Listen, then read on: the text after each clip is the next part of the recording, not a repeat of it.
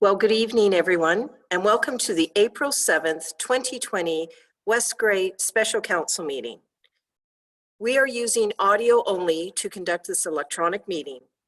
Video is not possible at this time due to limited bandwidth in some areas of West Grey.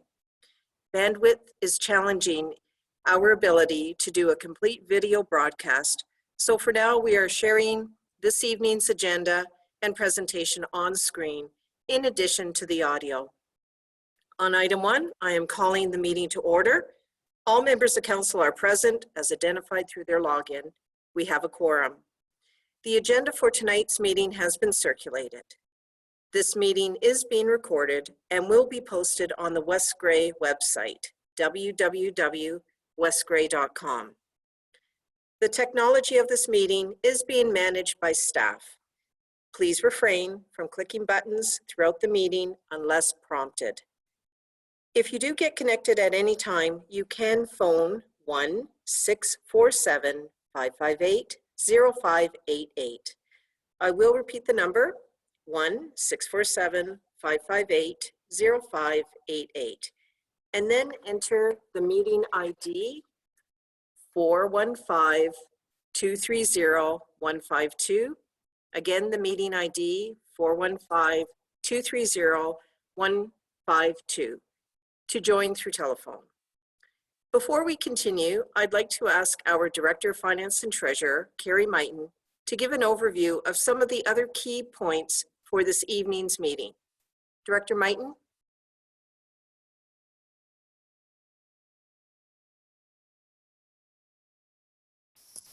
Yes, so when it comes time for the public participation section, we will go through the presentation from the consultants first, and then the mayor will open questions up to the public for participation. So at that point, then we can go through. I will remind you the different ways. If you're online, you can raise your hand. If you are on a telephone line, *9 would give you the raise the hand option. You can also type into the chat function, which you'll find located at the bottom of your screen and over under the participants list. And you could type in a chat to myself, Carrie, and we will read that aloud. If you choose not to actually speak, we can read those items or questions out as well. So without further ado, I will turn it over to Gary Scanlon, Managing Partner and Director for Watson and Associates. Oh, sorry. Yeah.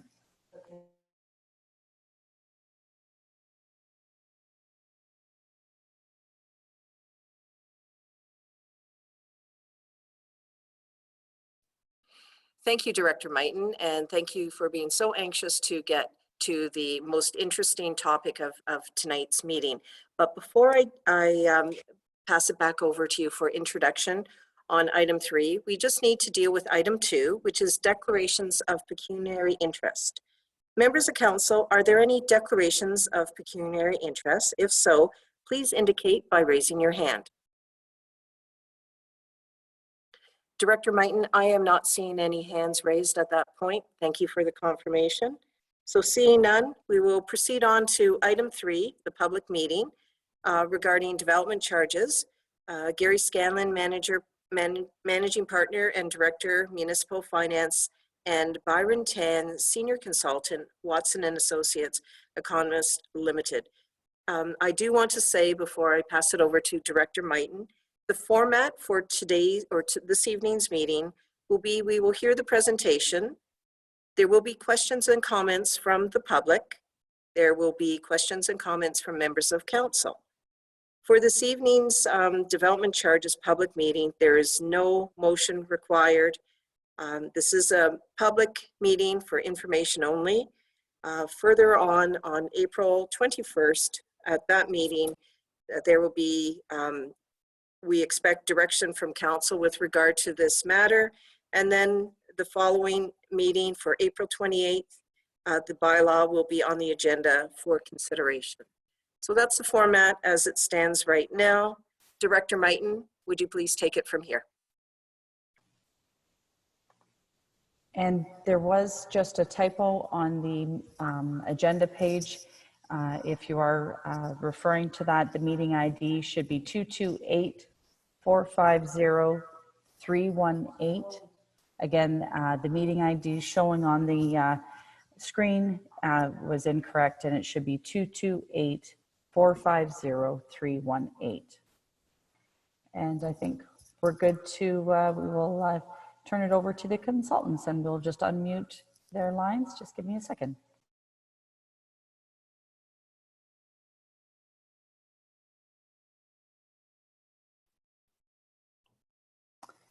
So you should be able to take it away, Gary and Byron. Thank you very much. It's a pleasure to be here, albeit electronically, to present our findings from the study. I'll go through and for those that have downloaded the presentation off the website, I'll go through and just note the page numbers as I proceed through. So I'm on page 3, which is just to identify page 3. Byron? Yep, it's on there. Okay, sorry. So the agenda for a public meeting is very similar to all other public meetings that have been held. The development charge is lays out the exact same. I think it's been noted that we've had the opening remarks. There'll be a presentation on the findings of the study. There is a background study that has been prepared. It has been posted on the township's website, so it's available for any and all to review it. I'll be presenting at a higher level the findings from that report. And as noted, subsequent to this, we can receive any questions from the public, then council, and then conclude the public meeting. Slide 4. Just a little bit of a delay. Yep, not a problem. So the public meeting's purpose, as noted in the Development Charges Act, is to basically receive any public input. This can be undertaken by verbal this evening or subsequently in writing. The findings and the information will then be reviewed by staff and ourselves and report back to council. So all of this information is important for council's consideration. As noted, this is a mandatory process, and as part of the process, we must make the information available a minimum of 16 days, 60 days, and that's between the point in time we put it on the website versus the first day that council could consider passage of a bylaw. And this process we've let out will meet that. We started in the latter part of last year, meetings with staff, undertook growth forecast, which is an important part of the development charge process. We reviewed a number of different policy considerations and capital works, et cetera, as part of the process. And we released the background study on the 28th of February. April 7th, today, we're having the public meeting. And you can see that the 60-day period between release of the report and council's consideration of the bylaw is in excess of the 60-day requirement. Page 6. So development charges, they're not new. They've been around in Ontario now for about 60 years.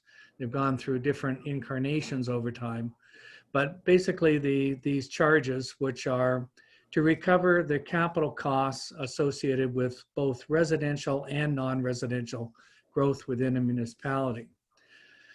The Act distinguishes that there's basically 2 types of costs. One, which is what the Act refers to as a local service, and that's the second bullet. It says that the capital costs are in addition to that which would normally be constructed within a plan of subdivision.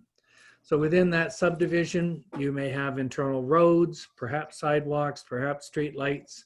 Municipalities put in water mains, sewers, have the stormwater servicing provided. So those are costs that the developer bears 100%. So those localized costs are developers' costs. What the development charge that we calculate considers is all of the infrastructure that is basically outside of the subdivision. So we may end up with expanding roads or creating new roads. We may do parks, recreation facilities, libraries.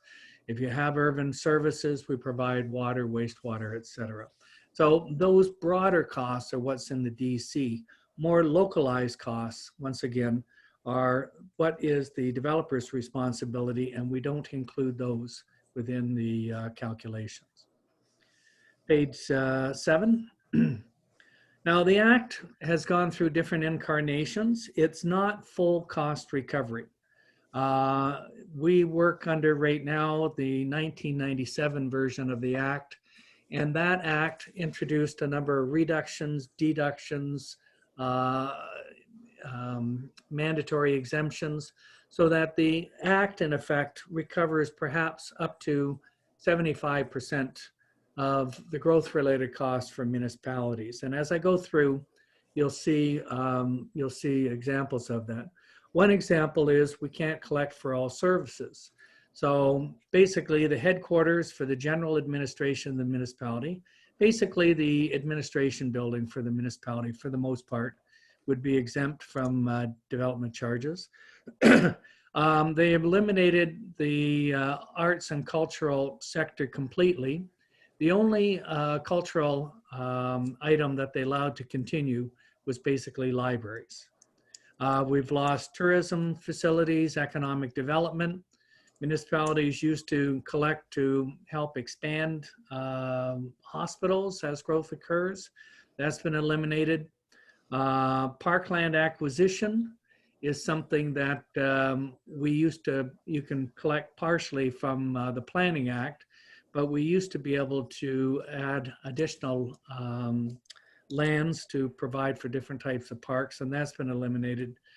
And then waste management services. So basically your garbage collection and putting it into a landfill site or incinerating it or doing waste diversion, as of 1997 was completely eliminated.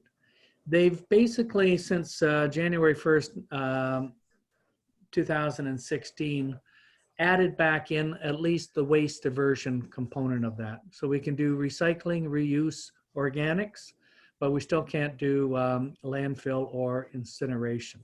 So some refinements.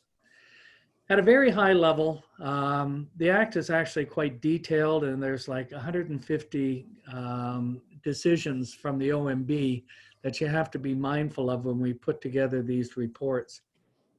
But at a very high level, this is the process that we go through. So we start with identifying the amount, type, and location of growth. So a type would be residential versus non-residential. Where the location is always helpful to assist in identifying potential areas we need to provide the infrastructure. And then the amount is normally measured over time horizons. We're limited to 10 years for basically the softer services. So everything except for water, wastewater, storm, roads, police, and fire, those can be measured over any time horizon. Everything else is limited to looking out only over 10 years. We then look at the servicing needs and the capital projects to accommodate the servicing needs for each service the municipality provides. From those capital costs, there's a number of deductions, grant subsidies and other contributions, which historically, up until 1997, there used to be many grants and subsidies available. But after the local service realignment of the province in the latter part of the 1990s, there's limited grants and subsidies these days. We have to look at consideration of benefiting the works that benefit existing development, which through a lot of the case law that's been developed, benefit to existing really is limited to, for example, if I am planning to replace a 5,000 square foot fire station and build a bigger fire station, let's say 10,000 feet, The replacement of the first 5,000 feet would be considered benefit to the existing development because it's more replacing an asset. There may be other examples where we're overcoming a deficiency or a limitation that's been observed in the system. So those are the things we look for as a benefit to the existing development. For the softer services, those services that don't include water, wastewater, storm, road, police, and fire, and actually transit, we get to the bottom of the calculations and we deduct an extra 10%. This is through the 1997 Act. The province felt that it was important for those softer services for the municipality to make a contribution towards the services. We do historic service standard calculations. So basically the Act says what we charge in the future can be no higher than the average level of service provided over the past 10 years. There's actually some calculation methodology to that.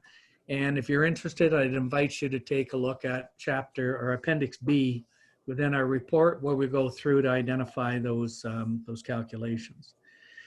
And then lastly, if we move from one bylaw to the next, and there may be money sitting in a reserve fund, we have to rationalize the use of those funds.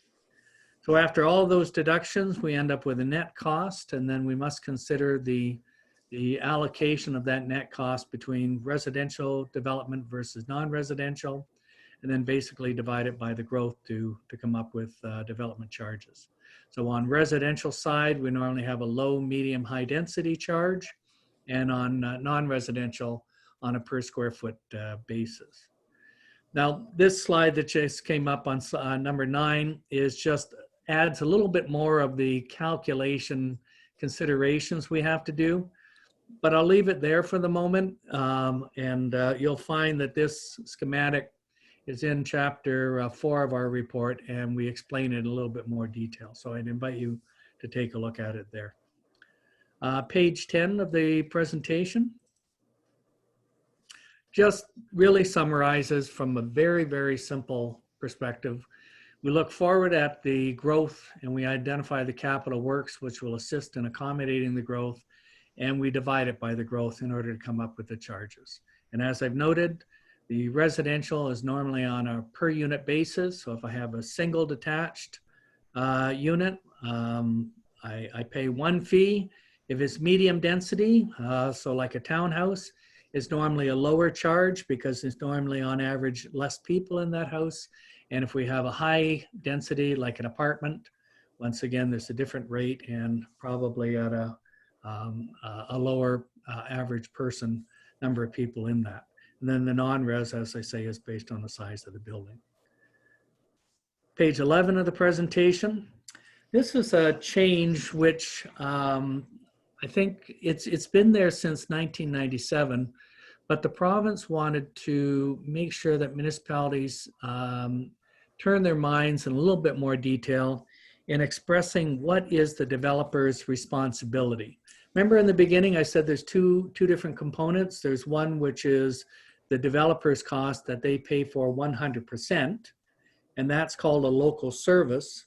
And then the rest of the broader costs are what we include in the DC. So I just point out in the first bullet, you can see that this the introduction of a change through Bill 73 at the end of 2015 says that it prohibits municipality from imposing additional payments or requiring construction of a service not authorized under the development charge. So that just says that within our background study, we've presented a detailed in the appendix, a definition of what costs we are assuming are requiring the developers to pay for, and then differentiating what's going to be in the development charge. And you can see on the bottom, the last bullet, these are normally the things we can consider. What about the collector or arterial roads that may go through or be adjacent to the developments? What if the development is coming out onto one of the major roads? Who pays for the intersection improvements and traffic signals? How do we treat street lights, sidewalks, bike routes, etc.? So we go through those different items and express under what circumstances the developer will pay and what circumstances might we include it in the development charge calculations. Once again, it's included in a appendix to the report. I invite you once again to take a look at that.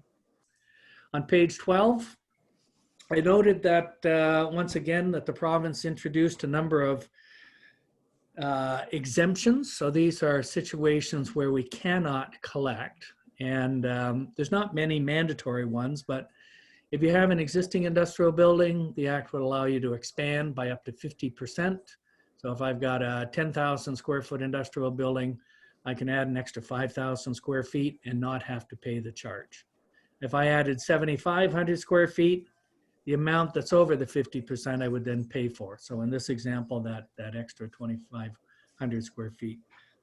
If you have on the residential side, if I have a single family home and I wish to add 2 apartments, then there's no charge for those additional 2 apartments as long as I don't more than double the size of the original home. And then if you've got a medium density or high density, you're allowed to add 1 additional unit. And then lastly, there's a local government exemption, which basically says if we have a charge passed by West Grey, they can't impose the charge on the county, or they can't impose the charge on any school boards. And similarly, if the county or the school boards choose to have a charge, they can't impose it on any building that that the municipality would construct. And then past that, we normally look to what's called discretionary exemptions. But this is where council fine-tune the policies to either reduce the charge for perhaps certain types of development or certain classes, or in essence, they could eliminate it in its totality. So an example of a class of development would be industrial, let's say. Different types of developments may be something like a place of worship or a bona fide farm. So those are types of buildings that we would potentially exempt. If the charge is increasing significantly over time, or we're introducing a new charge, council may consider phasing it in order to give the development community a period of time to absorb it. And then lastly, if I have, there's a redevelopment credit. This isn't written up in the act, but once again, this comes through the case law, the 150 OMB cases, or LPAT now, if you will. There has been introduced a requirement to recognize if I knock down, say my house, it burns down, I should be allowed a period of time to replace it without having to pay the charge. So normally most municipalities look at a 5-year planning horizon, so that if I'm taking out a building permit and we look backwards 5 years, if there was a building there, then there'd be some recognition of what was there in the past when considering the charge.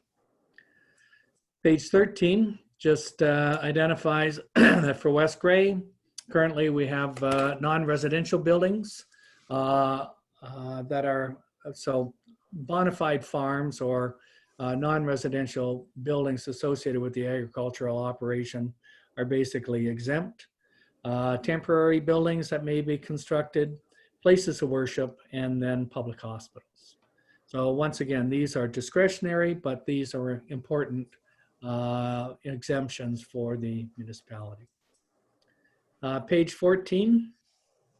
I've touched on a couple of these, and I won't spend a lot of time, but there were changes that the province introduced at the end of 2015, and that was under Bill 73. And I'll touch upon it a little bit later in the presentation, but there's further adjustments that the province is considering. So the ones that have been put into place, there was some refinements on the definitions and ineligible services. For the most part, it's the waste diversion that I talked about has been separated from solid waste. So now landfill, you can't pay DC for, but any type of recycle, reuse, organics can be. The Act suggests that we turn our minds to Do we do area-specific charges? So is for like for roads or for parks and recreation, do we charge that across the totality of the municipality, or do we try and isolate those charges in a very narrowed, localized area? What we've calculated within the background study is a municipal-wide charge. I've talked about waste diversion. There's a provision for turning our minds to asset management. The province has been focused on renewal and replacement of assets. So there's a appendix within the background study where we've discussed the requirements of this. Transit, there's been some changes to, but it's still an eligible service, but it now allows for municipalities who haven't had the service in the past an approach so that they can start collecting. The local service policy, the no additional levies, we've talked about that. The public process I've mentioned is now 60 days. So that's the extended public process that's noted here. And then lastly, there's just some more information that the Act wants the treasurer to publish. There's an annual, there's a requirement annually to publish some information on how much you collected last year, what's the balance in the reserves, how much did you spend, et cetera. So there's been some adjustments to that just to be a bit more transparent than what may have been there historically. So not a significant change, but a change nonetheless. Page 15 just talks about these impacts with respect to West Grey. So the no additional levies, obviously we've included, as I've noted, that in the appendices to be clear. The annual reporting requirements, we've ensured that we've given you the details of that in the background report as well, so the treasurer can follow that. We've ensured that the background study has been made available at least 60 days. I presented that in one of the earlier slides. Asset management's been addressed through one of the appendices, and then consideration of area rating. So I won't spend a lot of time on this, but basically it's just to acknowledge that we need a resolution to council that just acknowledges that we're doing the charges on a municipal-wide basis rather than doing it area-specific. There's a section that talks about it in Chapter 7 on area rating, and I won't go through a lot of details other than to say the way that the Act is set up, it allows easily for doing area rating for water, wastewater, and even for storm. But any other service, it becomes very cumbersome to try and do it on an area basis. And the bottom line of it is, if you were hopeful of recovering the money to build that new arena, doing it on an area basis means that you're not going to be able to recover all the money. And there's probably a huge shift onto the property tax base, which is basically why we don't necessarily recommend it for anything other than water, wastewater, and storm. Page 17 is just, I'll get into the next couple of slides. It's just a little bit more of the details on the calculations and the rates. But I just wanted to point out that in council's consideration of these charges, there's really no magic to some extent, the decisions.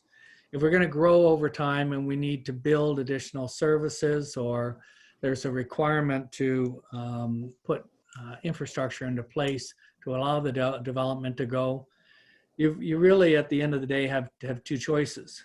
The Act allows you to recover with certain conditions and exemptions, reductions, a certain portion of those costs, but having a development charge bylaw is not mandatory. So if you choose not to have a bylaw, all it does is mean that 100% of those costs now go on to either property taxes or other types of rates and fees. So that's why we've got this triangle. If you have growth, if you have infrastructure to build, you have an opportunity to recover through development charges. Otherwise, those costs would be borne directly by the existing taxpayers. So to some extent, subsidy from the existing to benefit the future growth. Slide 18 just shows you the growth forecast. On the left-hand side, the black identifies the level of building activity we've had, and the average level. You can see that the forecast is a little bit lower, being at roughly about 32 to 34 units per year over the 10-year planning horizon. You can see that there is some provisions for a little bit of low density. We got a little bit of medium and high density in there. And this was developed in conjunction with staff and the planners.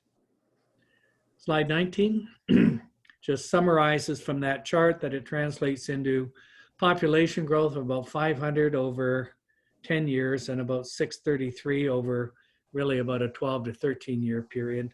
And you can see the number of units contained in there. As well, the non-residential growth forecast, the square footage that we've included in the calculation is summarized in that bottom part of the slide. Slide 20 just talks about the present rates that you have in place. You can see we have services related to the highways, basically roads, but the Act refers to it as that because it also includes sidewalks, bicycle paths, street lights, etc. So they use the terminology services related to the highway. We have fire, parks and rec, library, and then certain types of studies, which for the most part would be master plan studies or official plan, planning related studies. So for a single family home, it would pay just over $4,800. And then that was what was calculated in 2015. What council passed was basically $3,250. So there was a bit of a discount that was provided. The calculation per square foot that was provided was collecting 60 cents for commercial buildings and perhaps industrial. The council elected not to impose that charge, so nothing is recovered on that basis.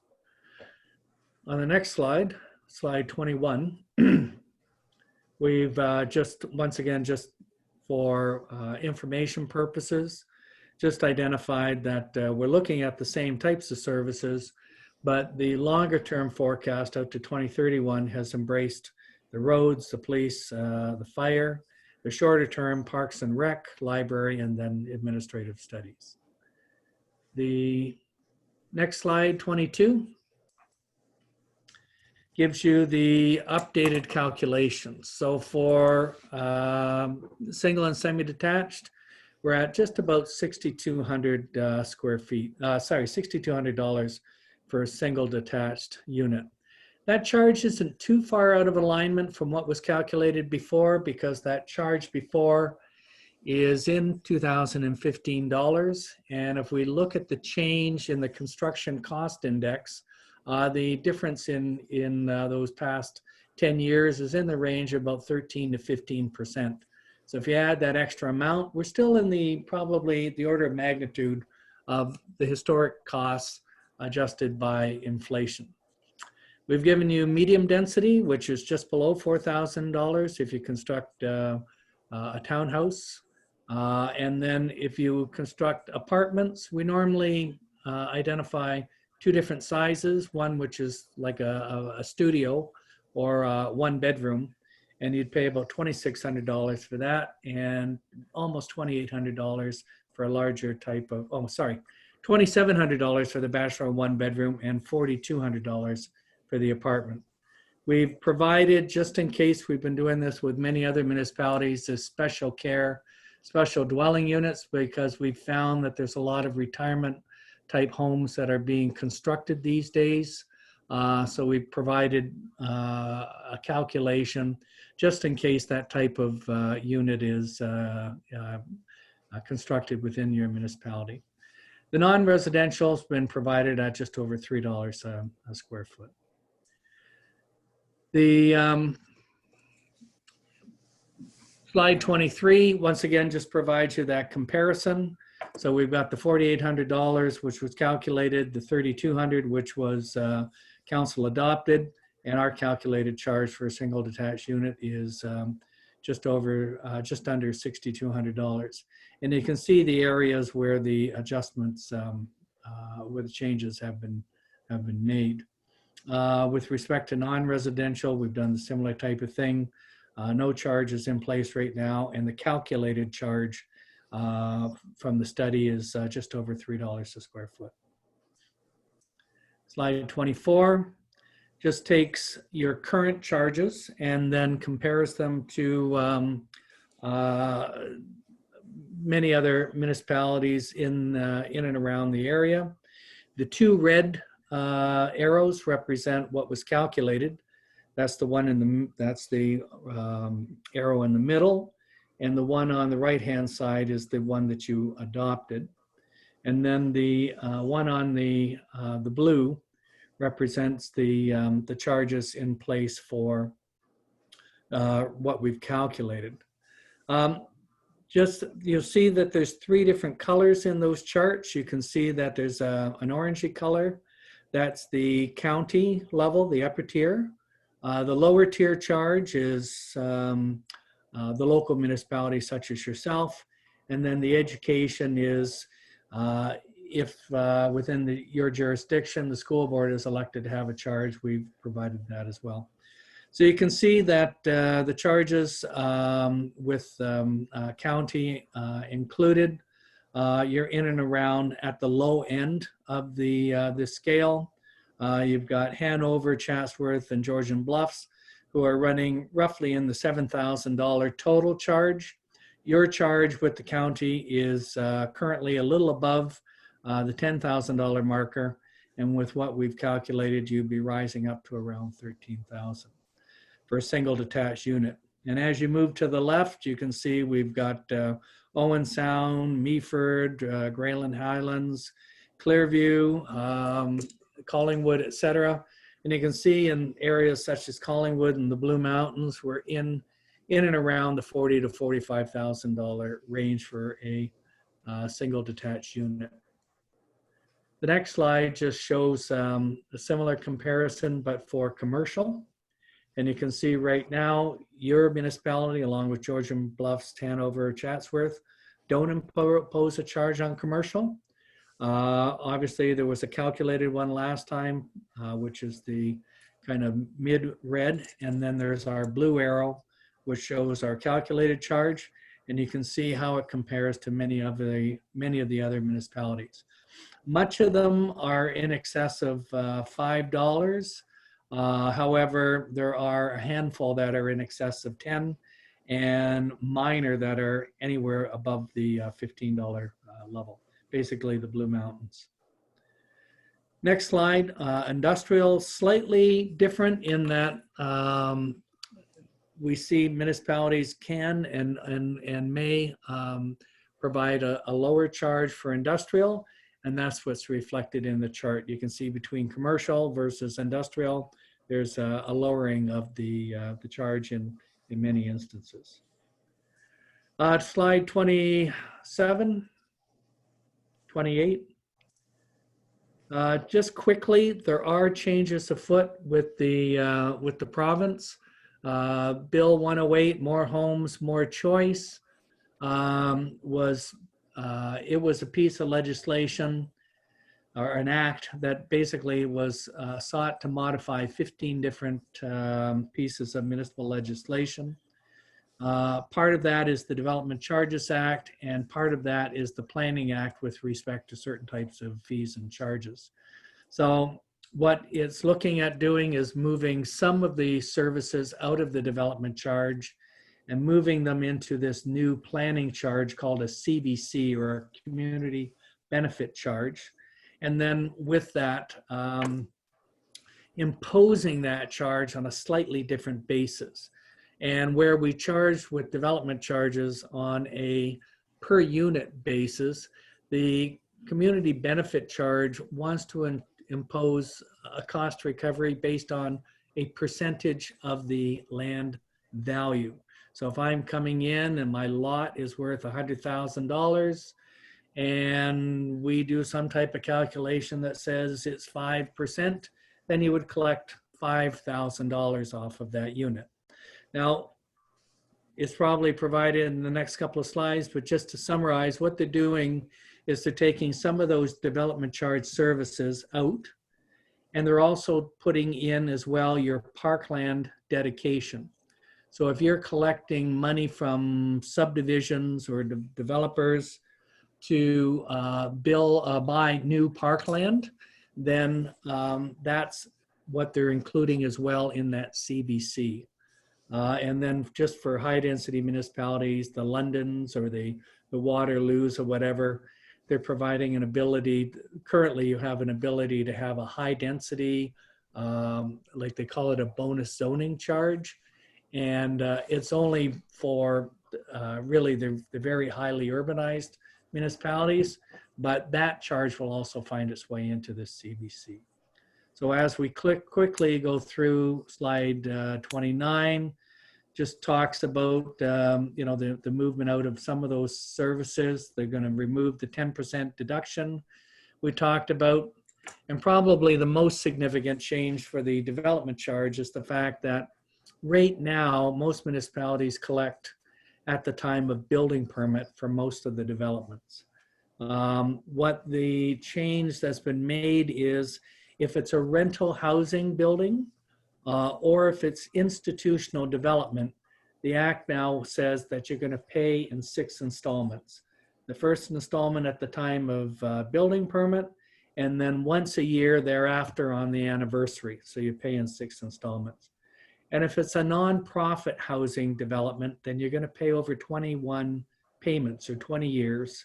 First payment being upon building permit and then the residual on the anniversary.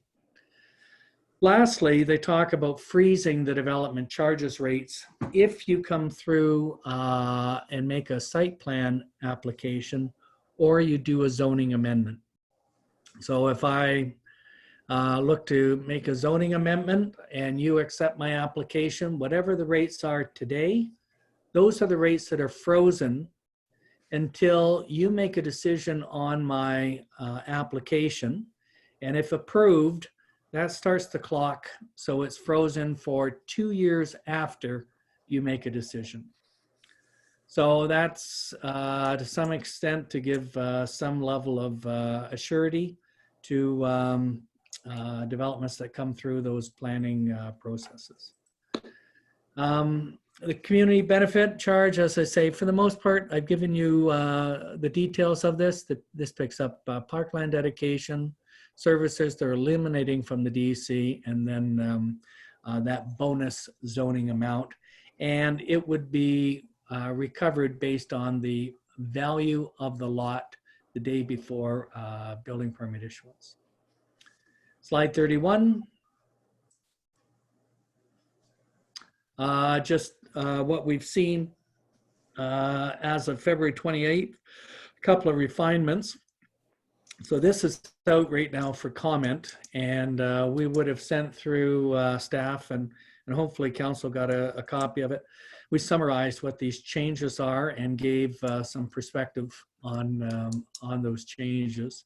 But what they had done was where the initial legislation removed parks, recreation, libraries, long-term care, and public health. For only these services, they've added it back in. So your development charge now is for water, wastewater, storm, roads, police, fire, ambulance, and transit, and I'm missing one, waste diversion. And they've added back in as well parks, recreation, libraries, and long-term care. You have to, similar to what we do right now with rationalizing these costs through a development charge study, there's a strategy document that you have to prepare in order to validate what percentage you would charge. And the act or the proposed legislation now says that there's an upper limit on what percentage of the land value you can charge. So that if you're a single tier municipality like London or Windsor or Toronto, then, or Guelph, for example, then you get up to 15%. If you're in a 2-tier system, the upper tier can charge up to 5% and the lower tiers up to 10%. And then, as I say, there's the strategy basically follows very similar to what we do with the development charge. There's a little bit more work that has to be done with respect to parkland needs, but for the most part, it follows a very similar pattern to the DC. They've added back in the ability to appeal. So once again, it follows very much what you do on the development charge. Last two slides. This just kind of gives you a perspective on timing. Where we're at right now is the province is released regulations. We would expect, obviously, they've been speaking not only with the municipal community, but the development community. As recent as today, I'm on the technical working committee with the province, and I was on the phone with that committee again today, talking about different matters. So I would have suspect that we'll see legislation coming in somewhere towards before the summer. And they're talking right now about giving 1 year for conformity. So you have to adjust appropriately, potentially a development charge bylaw. And if you're going to impose a community benefit charge, then right now they're suggesting you get up to a year from when they actually pass the final legislation to conform. Last slide is just to acknowledge that right now we're slated for council to consider the passage of the bylaw in whatever form they would wish. And that's on April 28th of this year. So that concludes through the clerk and through Mr. Mayor and council my presentation, and happy to answer any questions if I can or receive any comments. Well, thank you, Gary. I very much appreciate it. And it would be Mrs. Mayor, I guess, or Christine Robinson. Absolutely no problem. And audio, you never know, right? All right. Well, thank you very, very, very much for that detailed presentation. Director Mighton, do you have any comments which you would like to add to the presentation?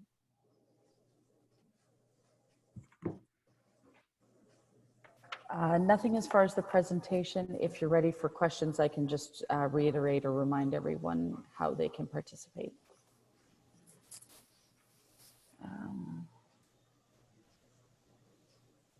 Mute. Thank you, Director Mighton. That's perfect. I think we are now at the point for questions from our citizens and the development community. So take it away, Director Mighton, with regard to questions and comments from the public. Okay, so I'll just go through how members can participate during this question period now. If you've logged into the meeting with your computer, you can submit a question using the chat function located at the bottom of your screen. If you type your name and your question into the chat, sending a message to myself, Carrie, questions will be placed in sequence in which they're received, and I will read them out. Also, if you've logged into the meeting and you would like to actually speak with council, you can click the raise your hand button located in the bottom right corner near the participants tab, if you have that open. And when it is your turn, we will indicate that you've been unmuted, and we ask that you please state your name and ask your question. If you've joined through a telephone line only and would like to speak, you can press *9 to raise your hand. When it is your turn, we'll indicate that you've been unmuted, and we ask that you state your name and ask your question.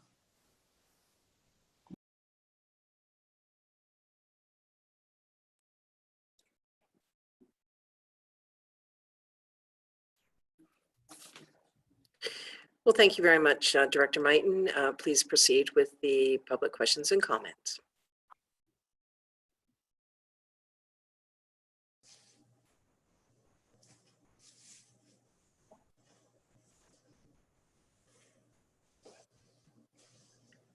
Yeah. Hello? Okay, so we've unmuted you, Don Tremble, you can go ahead. First, a couple questions to Watson Associates. I see on page 17, your population or your thing saying you estimate 32 houses a year. Why do you think it dropped? We now finally have a subdivision that's developed and another one coming. We never had lots before. why would you think, with other than what's happening in the world right now, why do you think things are going to drop? Am I unmuted? Yep. I've left yourself and Byron unmuted to participate in the question, answering the question. Thank you. Okay, I appreciate that. Well, one of the things we take a look at is the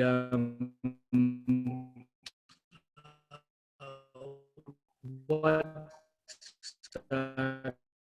coming through the development Gary, if you could hear, we're not able to understand what you're saying at this moment. And schedule was identified by 200 units and Schedule 6 of the Appendix A.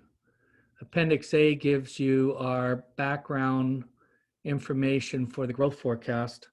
Excuse me, Gary, it's Christine Robinson.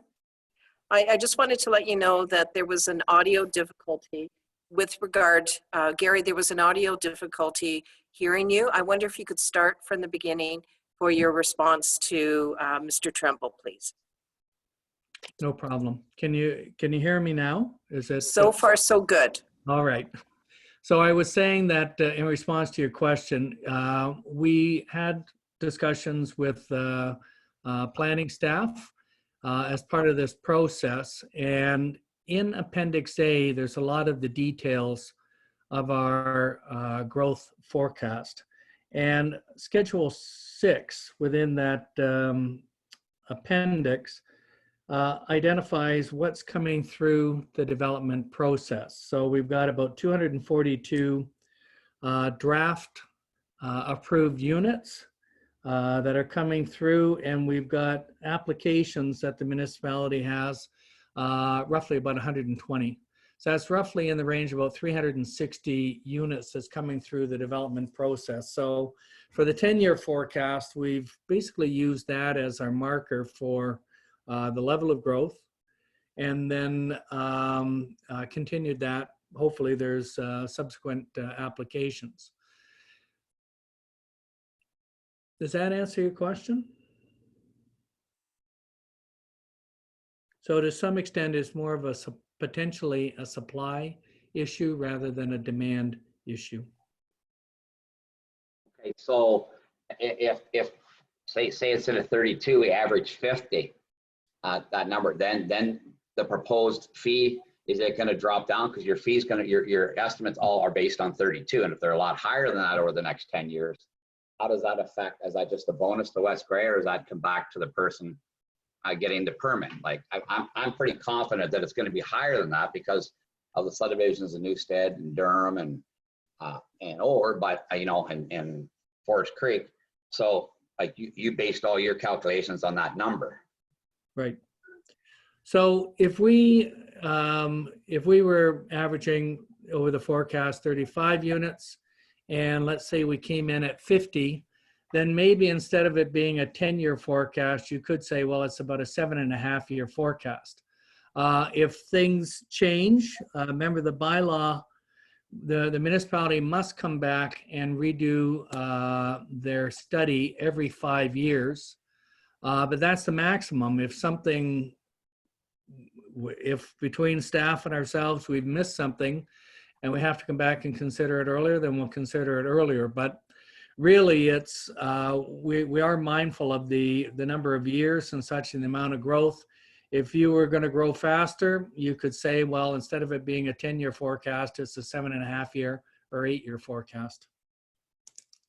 But I don't think it would modify the charge.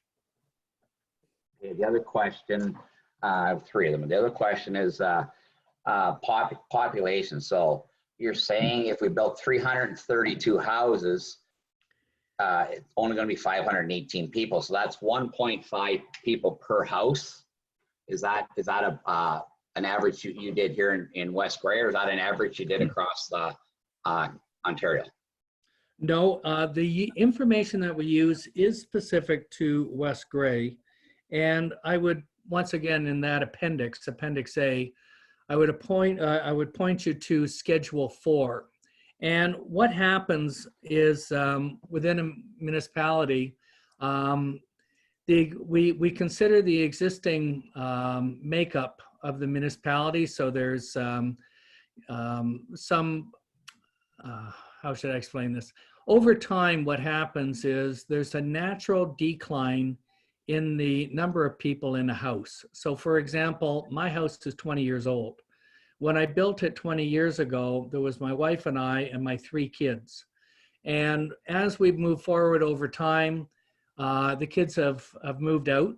And so now there's just my wife and I in the house.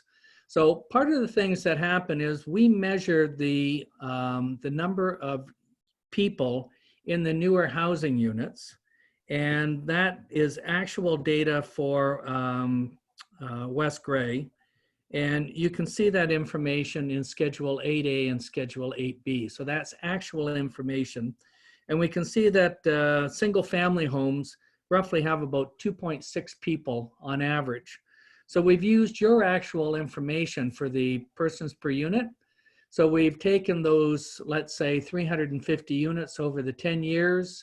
If they're all singles, we would multiply them by that 2.6. But then we'd have to recognize that of the existing households, so right now within the community, there's,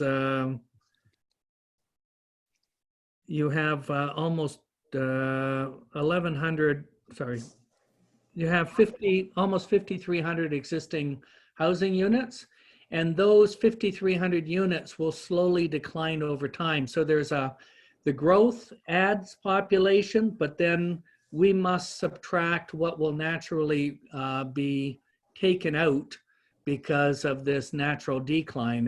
And perhaps some of those, like with my kids, one of them moved out of the house and purchased a house in the municipality. So they kind of moved out of my house into another house. So they're part of that newer household information. So I just point out that this methodology is kind of, it is mandatory, and there's been a couple of significant OMB hearings around the process in doing this calculation. So I'd invite you, if you want to take a look at the details in Appendix A, and then it's described more in Chapter 3. If there's anything further on that, more than happy to, if you want to submit some questions in writing to give you some more insight on that. Okay, final question for you. Why did we do a survey, whatever, of Collingwood, Georgian Bluffs, that area, when that's a totally different geographic, the 400 highways, totally different than why wouldn't we have done Walkerton, Paisley, Tara, places that we're in direct competition with right here, and why wouldn't you have taken Bruce instead of over there? Like that's a different world over there. People are from Toronto or up there. So just wondering why we didn't have those numbers, because if you take the competition, Walkerton, Paisley, Tara, Clifford, Balmy, that's your Hanover, your Chatsworth, your Georgian Bluffs. That's this whole thing. Your chart would have been a totally different chart. But were you directed to go that way, or why did we make that decision? Well, we chatted with staff that we were going to take a broader catchment area, but I mean, if council would like us to provide some additional information, more than happy to update these charts in order to include that information as well. So if we're through the treasurer, if there's some additional suggestions, more than happy to give you that information. A house sells in Collingwood for 700,000. The same house sells in Durham for 400,000. So that's fair. It's a totally, like, for me to look at this chart, it really doesn't mean anything to me because we're not comparing the area that we have the competition. But anyway, and I didn't know about this soon enough to do enough research on your other stuff. But thank you very much for answering the questions. I do have a couple of questions for council. Go ahead, Don. Yep. Okay, so I am preparing in a formal, John and I are formal questions to send all of you, but just a couple of questions. Like, just a little disappointed that we did this new subdivision, spent all this money, and probably at the end of the day, $10 million. And when we were running for voting, I was told personally that, you know, when big decisions were being made, I might have got a phone call back, and I might have got a phone call in February, so I had more time to. I happened to run into Doug Hutchison a week ago and found out about this, like with everything happening in the world. So I was a little disappointed there. And then every time I go to council, I hear, you know, low cost housing. Do we take that out of, like, you know, I want to know what, you know, what West Grey wants to do about low cost housing, because adding costs, whether it's $800 to $2,000, it's not going to, it keeps adding to things. And we started in 2016 with the subdivision, and now we finally got it through and starting, and it's like, wow, like, here, another charge. And as far as improvements on streets and stuff, you know, we paid for that.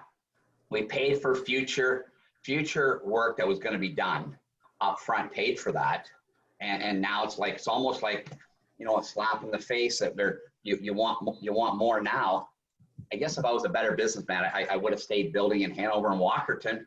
And I hate to be negative, but, you know, the numbers over there, Walkerton's $2,000 for a building permit. Like, you know, I live here, my heart's in West Grey, and it's very disappointing that it's almost like I'm being rewarded in a negative way for bringing the subdivision and helping Paul Gucci get his going and stuff. So it's kind of disappointing. It's especially with everything that's happening. It's a bad time with everything that's happening in the world right now.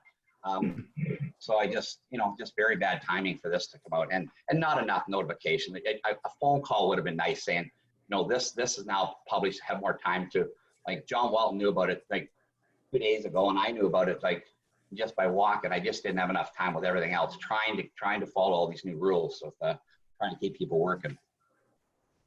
Okay, well, thank you. Thank you, Mr. Trumbull. Certainly, every time we're striving to improve communication. So in terms of getting that notice out that we're dealing with development charges or any other issue. So that is absolutely taken under advisement in terms of getting that broad message out as soon as we can. I do want to say that we absolutely appreciate you building in West Grey. That absolutely goes without saying, but I wanted to comment on that. So thank you for building here. The other comment, so we have to review the DCs every 5 years. It's legislated. So that's something that we absolutely must do. Here's the public consultation part of it. But your comments are so noted, and that's what we're here for, to listen to our development community, and you know, what you and others are saying about this report. So thank you for that. Director Mighton, please. Yep.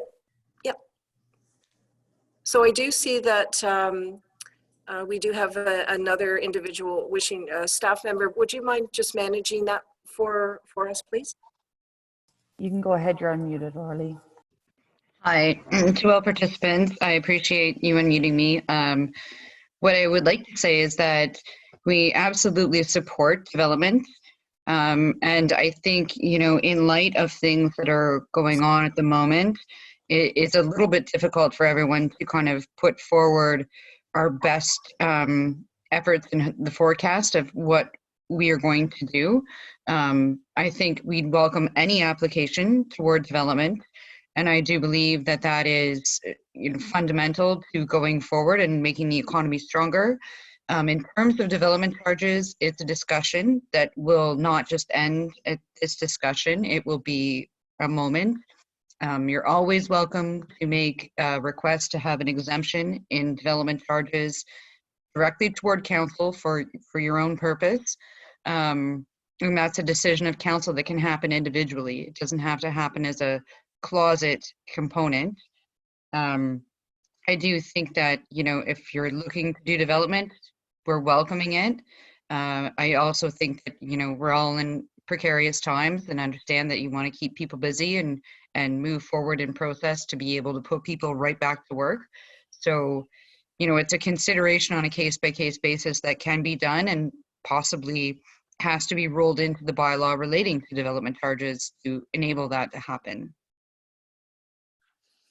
Great. Look, Laura Lee, I wonder if you, I know who you are, but I wonder if you just state for the record, as it were, and everybody Sorry. listening, your full name and your title here at West Grey. Yes, sorry, my apologies. It's Laura Lee Spencer, Manager of Planning and Development. Thank you very much.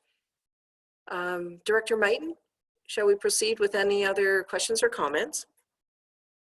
I did have one question submitted over the chat from John Welton from Sunvale Homes. Wants to know if passing the bylaw on April 28th is realistic. Well, that certainly is the timeline by which we are dealing with this. We're holding the public meeting today. We're hoping for a lot of comments and questions and concerns from our public that we can take away, both from a staff perspective, a council perspective, and a consultant's perspective. And certainly I'm just noted that, you know, that Mr. Tremble had asked for additional information with regard to updating a chart that looks at Walkerton, Paisley, and Tara. I think I captured them all.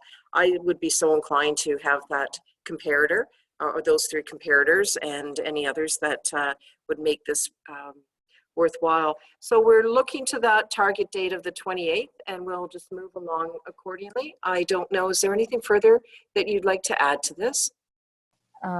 Just that our current development charges bylaw does expire May 1st. So that is one of the reasons for our target there. I do have a additional question. John Welton, what additional capital does council need to commit to per year on the proposed DC to fund the non-growth portion of the DC?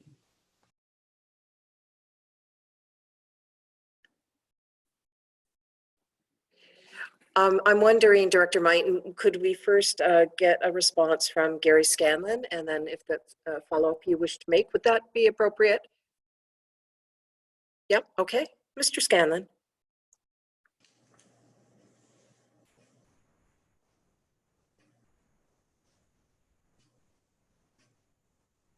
Okay, there we go. I'm Thank unmuted. you. It's kind of tough to talk there. Just give me one moment. Mhm. I could probably provide this in better, there's one or two charts that I might refer you to. Just give me a moment. Okay. While we're waiting for Mr. Scanlon, we just want to identify that we do have Laura Lee Spencer, our manager of planning for West Grey, does have her hand up, but I'm wondering, let's wait to see how long Mr. Scanlon takes, just to keep this in order. If we, and I'll direct you to the page, and then I can just speak to it. I don't know if everybody's got the background study in hand right now, but there's a table 6-4, which is in chapter 6. And it just summarizes by service the different capital costs and the deductions that we've made, and then the amount that we have calculated as being recoverable through the DC. And really, we've identified about $11 million worth of roads and various types of police services, fire, parks, recreation, library, et cetera. So there's about $11 million. We have deducted benefit to existing of about half of that, so about 50%. And then, well, maybe I'll just wait for, if we're pulling it up. Probably, are you pulling it up, Byron? Lucy has it right now. I'm just wondering. Okay, well, if she goes Screen. to the, at the top there, the 31, okay, that's probably a better Page one. 80, I think. There you go.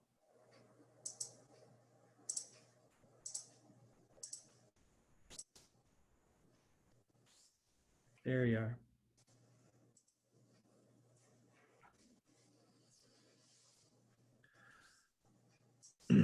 So this just summarizes by the various services what's been included as the gross cost. And as you can see, I indicated a little over $11 million. And what's been benefit to existing, so this is the municipality share of those works. And in total, it's roughly about half of the capital cost. So half of it's being funded by the municipality. The residual would be considered for DCs. However, if you see a couple of columns over where there's that legislated deduction, that's about $72,000. That's that mandatory 10% deduction that I spoke of. So if we add those together, then we're running at about $5.8 million.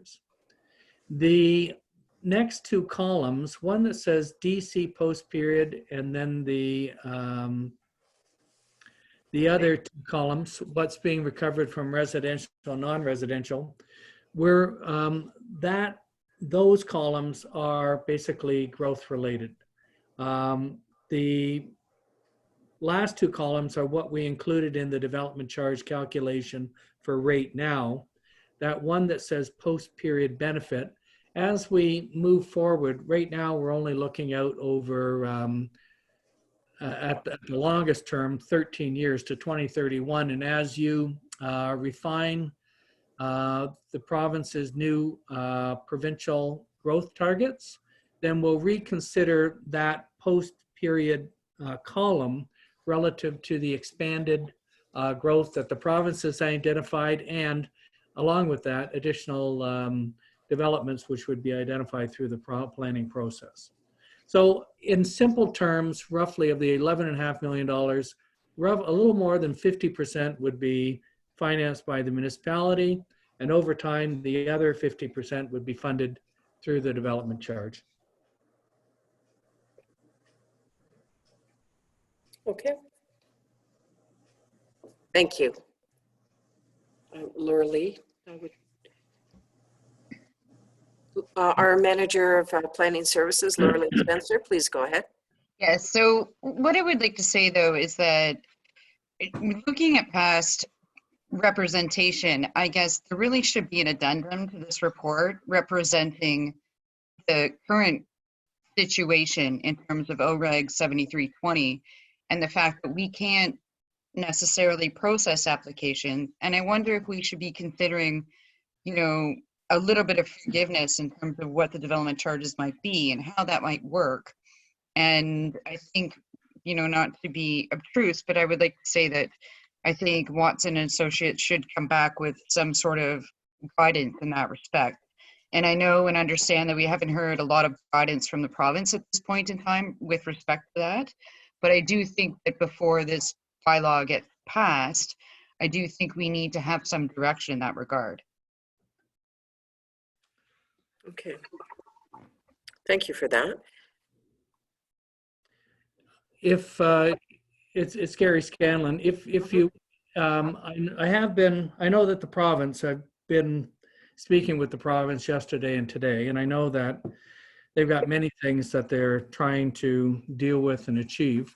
So there are different ways that we identified, or it's been identified, that the bylaw, a bylaw needs to be passed. And we could do a couple of different things. There's different ways of phasing in, putting into the bylaw, phase in provisions, so that if you wanted to hold the charge right now and hold it until, you know, you feel it's an appropriate time to start to raise the charge, we can set up the bylaw in such a way that you can basically on the anniversary start to phase that charge up. So if you wanted to hold it status quo today, we could set it up so that you could do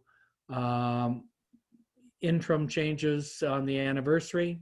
If you wish to lower it a little bit right now, I mean, whatever, I guess, in conjunction with staff's discussion with council, however you'd like to direct us, we're here to assist you and more than happy to work with you to achieve any recommendations you have. Thank you. Go ahead. Go ahead, Director Mine. I believe it's Laura Lee that's been unmuted. So again, Manager of Planning and Development. And my point is that I think passing the bylaw at this point in time, I know that it expires. I'm looking for a solution in terms of extending the current situation or suspending passage and needing provincial guidance to be able to suspend the passage and continue with current status quo, rather than subjecting any new charges. I do feel like the public is going to have issues with new charges, especially at this moment in time.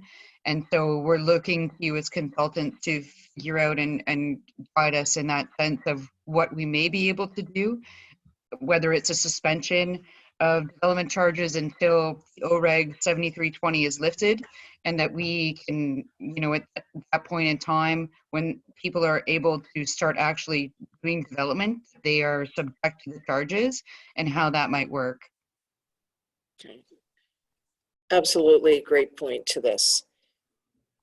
So I'm looking for Director Mighton if there are any other citizens that wish to, or citizens or individuals that are part of the development community that wish to speak any further. And would you call their name and unmute them, please?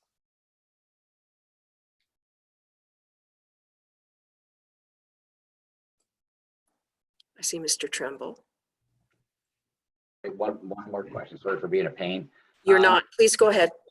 Just on that, like that was very, very, very informative. Just what the new planner said, but I still would like not a door not left open that in 2 years or whatever it can go way up. So we still need to come up to like to know what the proposal is, and some of these things on this chart I'm looking at, like some of the stuff I don't think is realistic, like library costs and parks and recreation and stuff. Because if there is no development, where is that money going to come from? What's our taxes going to do? So, you know, it's some of the costs I know are maybe some of the past, but we have upgraded our library quite a bit. I guess we're going to have some additional costs upgrading the place, but and we're going to have to watch, because I would imagine there isn't going to be much government money to do anything in the next couple of years.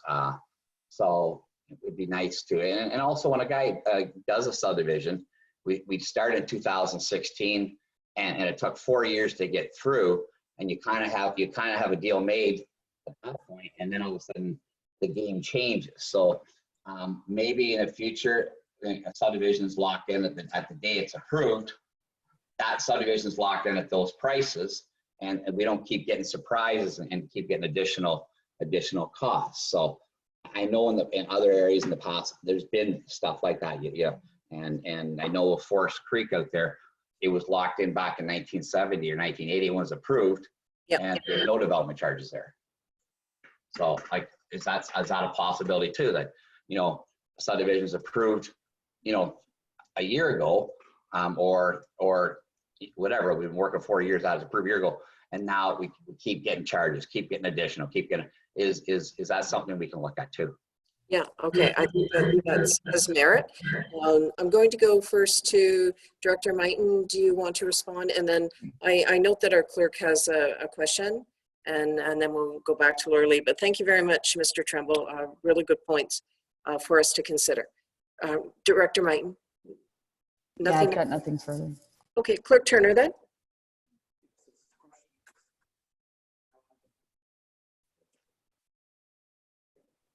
This question is addressed to Gary. Mr. Scanlon, I did speak to council earlier today at a meeting about OREG 7320, which is basically the province is extending deadline appeals because of the LPATs and COVID-19 or pandemic. So I'm wondering if, in fact, council would be in a position to pass the bylaw on April 28th, because we've been advised by county planning director until there's further direction from the province that we should not be passing any zoning bylaw amendments or planning applications. So I'm just wondering how relevant it is for development charge. So through Madam Chair, happy to answer that. The legislation that was passed, I don't think there's different perspectives on whether that applies, that extension applies to development charge bylaws. And if you read it through, the extension only applies during the period that a state of emergency is declared by the province. So if the question is, if we went past May 1st, and let's say on May 3rd, the Premier says no more state of emergency, your bylaw may not exist because it's poorly worded. So I have been in touch and speaking with the province. I have brought to light, having some opportunity to do some extensions, whether we extend the bylaw just to continue at the same rates or whether we need to pass a new bylaw. And so right now you're in limbo. If we let the bylaw expire, then there's no charges in place. If you want to pass a bylaw and put some form of rates, whether it's at the same level, whether you want to pass a moratorium and have 0 for the first year, and then some rates for the second year and third, there are different ways that we can implement a bylaw, which may have different rates in it, So that's where I say right now, you're a little bit under the gun because the province hasn't responded. I have worked on your behalf. I have communicated them as early as yesterday on this matter and given them additional information on municipalities' bylaws who are expiring very shortly. And so, but I haven't heard anything back yet. So, the only thing I can say is I'll monitor it and keep you up to date up until the 28th. But if we don't hear anything, then perhaps council need to make some form of decision. And if I had an advice, I would say we'll pass a new bylaw, and whatever rates you want to put in transitionally, put them in. If you want to have it for 1 year, we can have different rates in year 2, 3, 4, and 5. Whatever council deems adequate. And keep in mind, even if we said we'll increase the rates next year and we're still in a state of recovery, you can still amend that bylaw and keep it at the lower rates or whatever council chooses for the time. So I'm here to assist you in any way, whatever council feels is appropriate within your community. And as long as I can get the feedback, I can work with the clerk to refine the bylaw and implement whatever you feel comfortable with.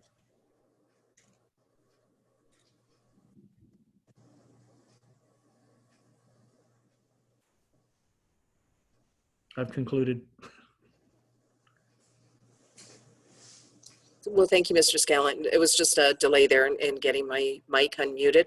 Appreciate that. And I just want to let everyone know our Director of Finance and Treasurer is actually taking notes in terms of some of the requests, like from Mr. Tremble, and also the note about just as we're looking at sort of a path forward in terms of additional information that we would want for our next meeting. So that is being taken place. All right, I also note that we did have Laura Lee still on here. Director Mighton, is she still on the dashboard? Okay. All right. I do see Laura Lee Spencer, Manager of Planning and Development, has her hand raised. Please go ahead. Sorry, my apologies. I did not realize that someone else had been unmuted. So again, it's Laura Lee Spencer, Manager of Planning and Development. I do believe in the validity of taking great consideration into the current situation. And is there any way, I'm addressing this to Watson, in the ability for us to have a 6-month period of time where we just stay status quo and then we can change the bylaw later? I know you mentioned 1 year, 2 year, 3 year, 4 year. Is there any ability for us to just maintain the status quo at the moment and not, or waive them for 6 months if council chooses that that would be the way they would like to go. I just don't see passing a new bylaw, imposing new charges at this current time is very intelligent for us to do and good for the economy, for the All right. local community. So that's a long question, and that's something that council should be discussing privately outside of a public meeting, but that's something I would bring up. Manager, thank you very much for that comment. We'll have consideration from council following this public portion of it. Appreciate that. I'm looking for citizens that wish to speak. I do note that Councillor Shea has his hand up. I'll definitely acknowledge you when we come to the members of council, but I am now looking for citizens to speak. But before I go any further, I want to make it abundantly clear, council meets publicly. There are no private meetings, so it may just be a word choice, manager of planning and development, but I want to make it absolutely clear to everyone that these are public meetings of council. So with that, Director Mighton, is there anyone else that you're seeing that would wish to participate? Laura Lee, thank you. Ms. Spencer, thank you very much, but I'm just at this point looking for citizens, and thank you. Director Mighton. I've got nothing so far. I'm just scrolling down. I don't see any further comments from the public at this point. Okay. So I think we'll take a break, and we'll take a 5-minute break, and then we will come back, and the next order of business is to have any questions or comments from members of council. I do know there will be some. I've had an indication of some hands up. So let's take that 5-minute break, and then we will continue with the questions, comments from members of council. Thank you.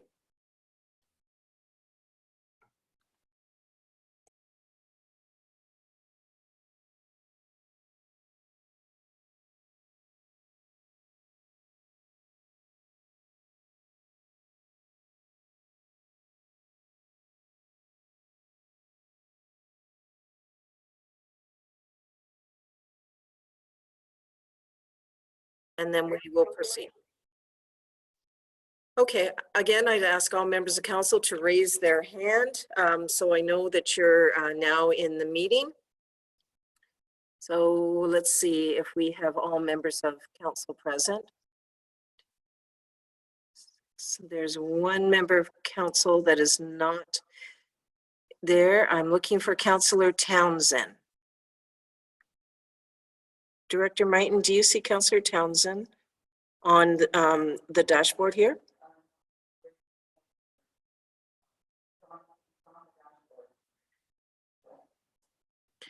Councillor Townsend, are you now in the meeting?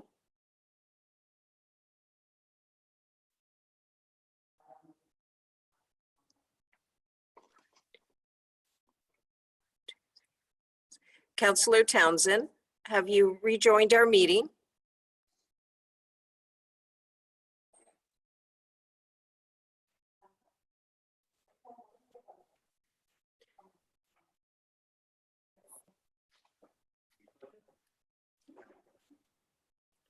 Again, I'm just asking Councillor Townsend, we are about to start the meeting. Are you available now?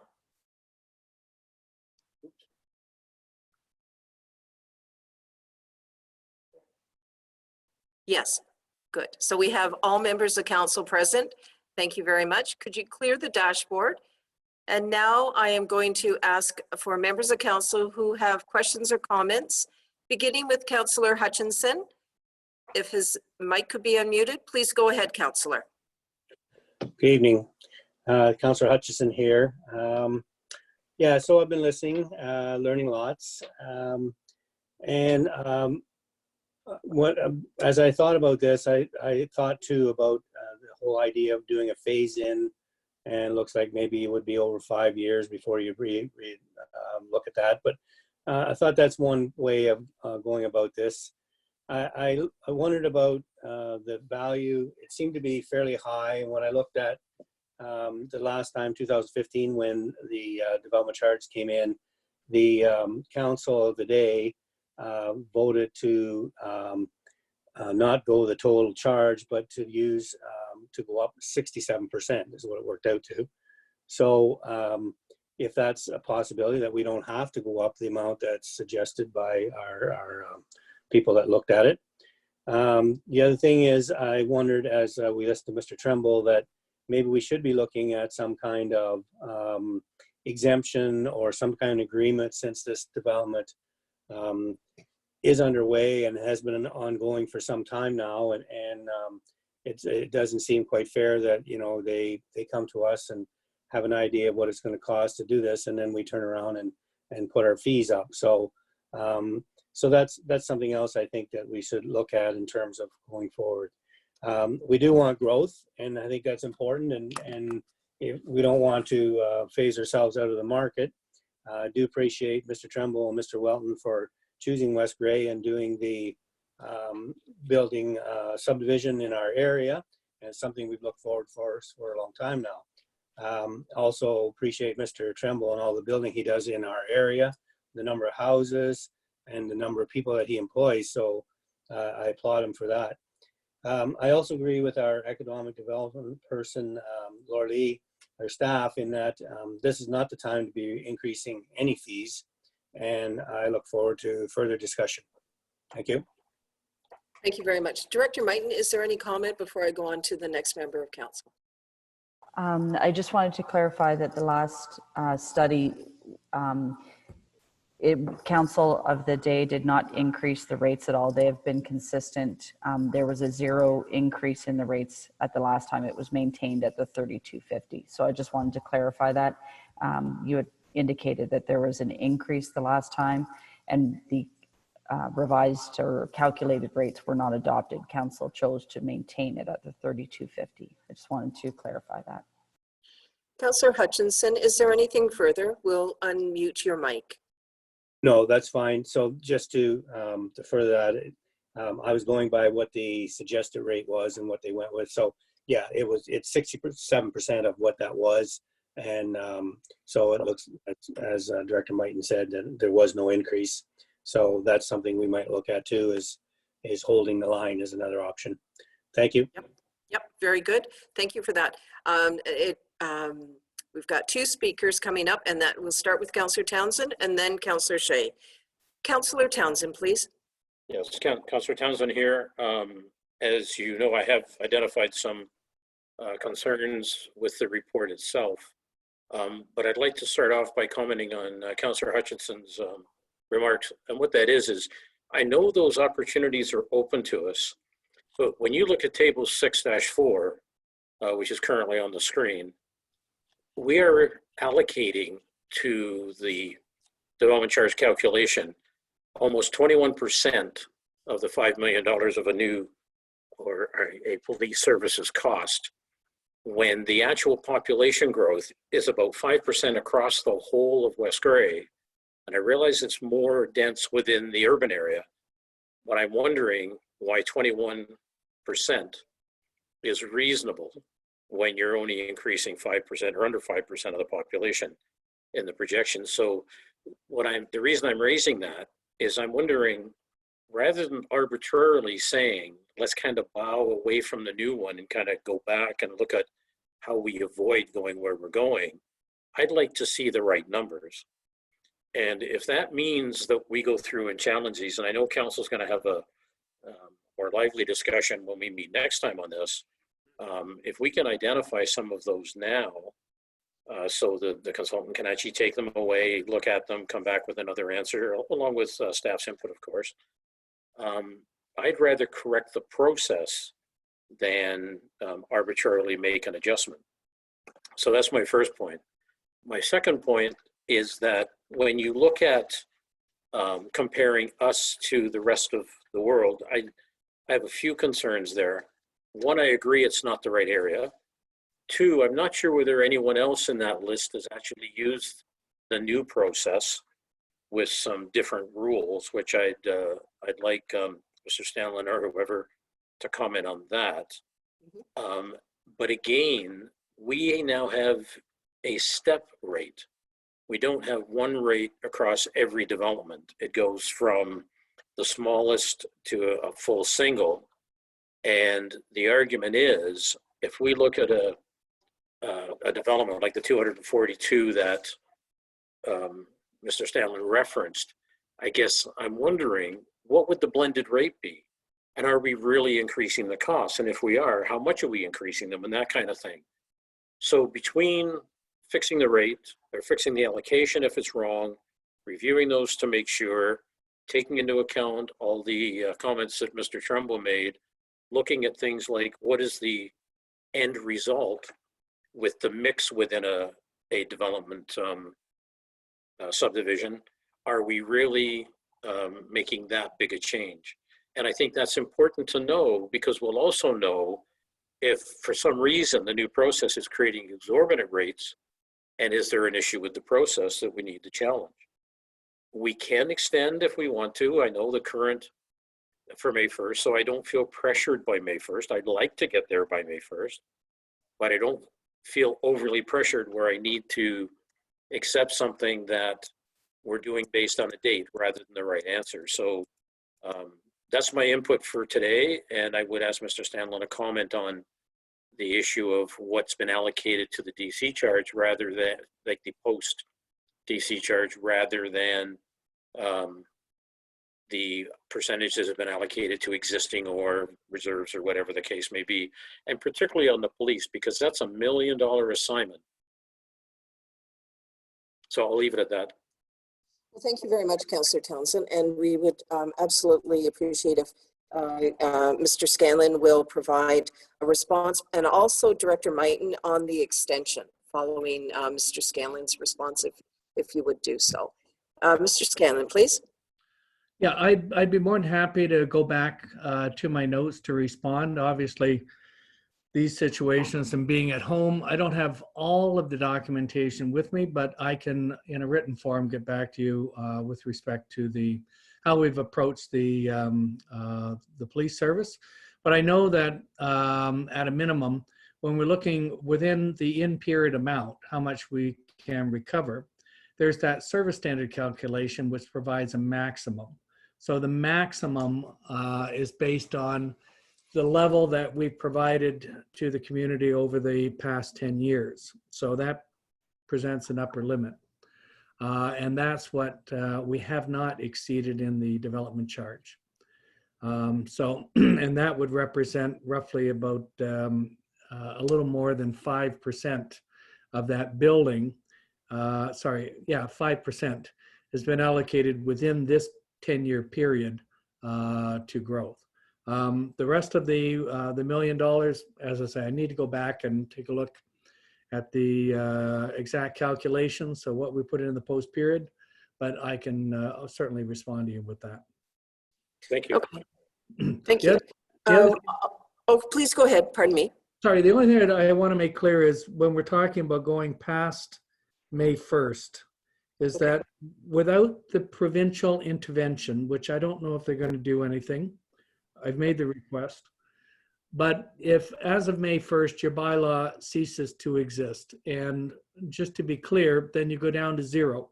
And if that's what council wants, more than happy to accommodate that. But just to keep in mind, I think there was the question from the Director of Planning, you know, do we have to do it on an annual basis? Can we just do something for 6 months or 3 months or whatever?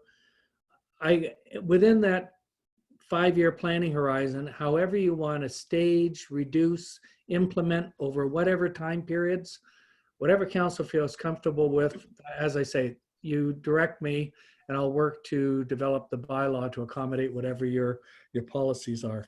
Okay. Well, thank you for that. Director Might, anything further on that extension component?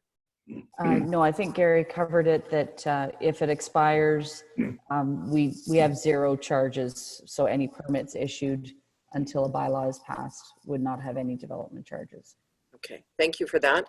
Councillor Townsend, I note that your hand is still up. Do you still want the mic? Yes, I do, please. Okay. I just want to clarify with Mr. Scanlon a comment he made. I realized the bylaw would expire. I'm wondering whether or not the new bylaw could use the current rate with a proviso that, as was noted earlier, that a year out, we would go to a new rate without having the rate there. Is that possible?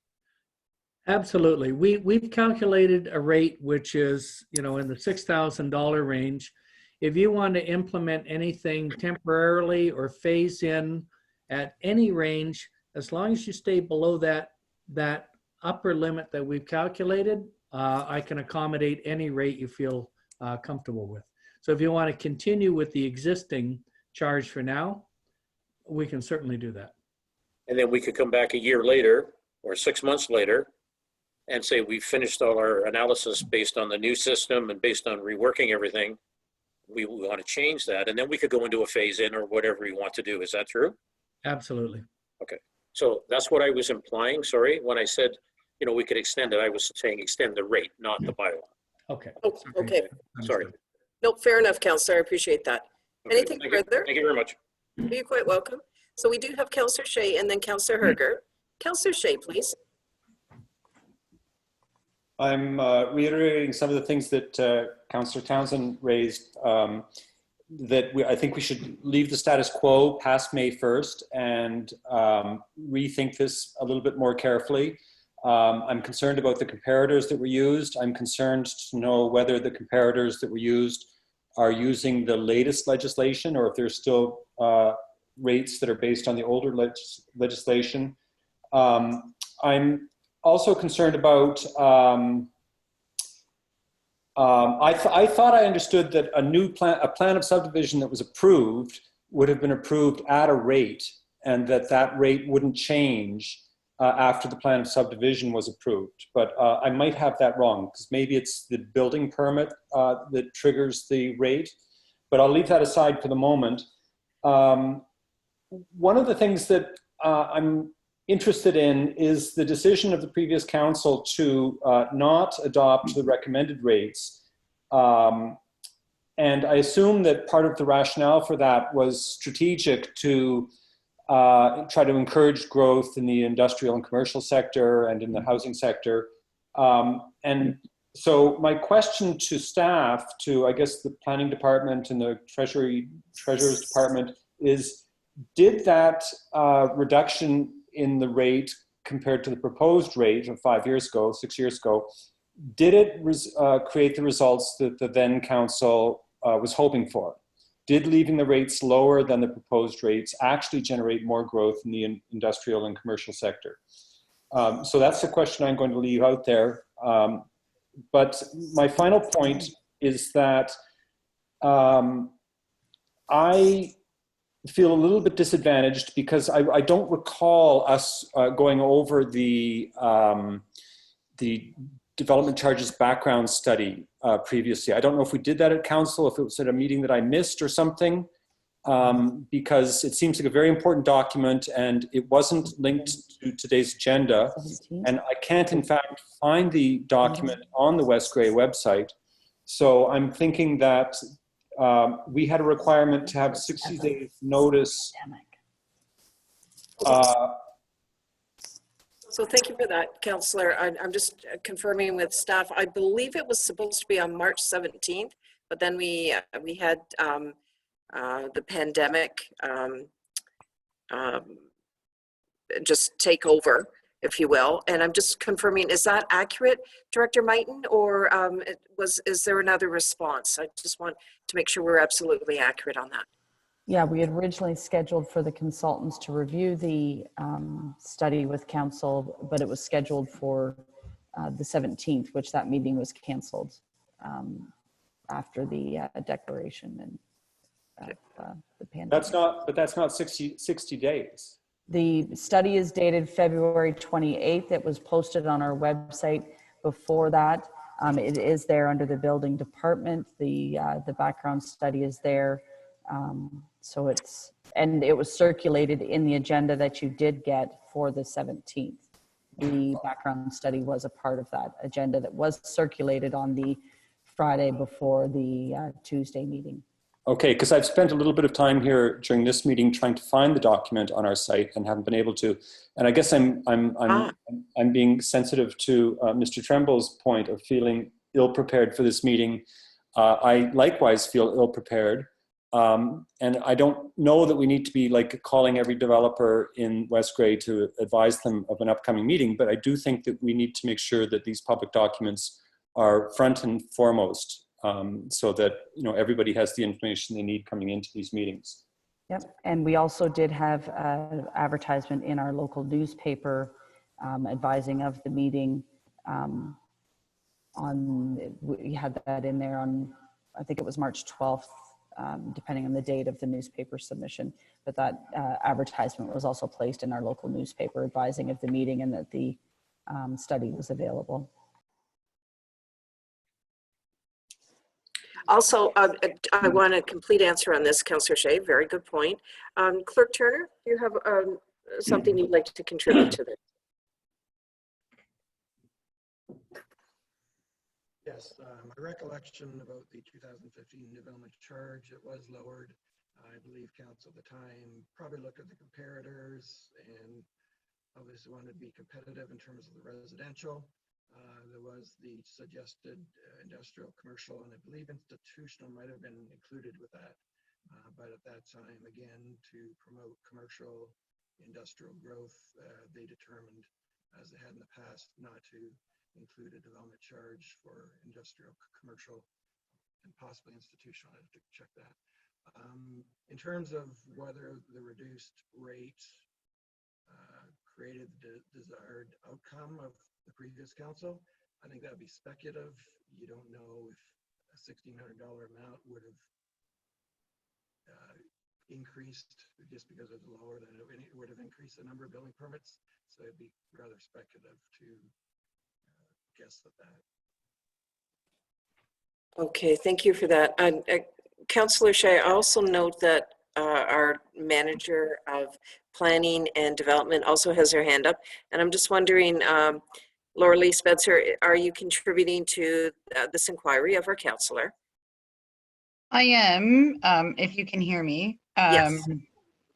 So only in the sense that we need to be careful.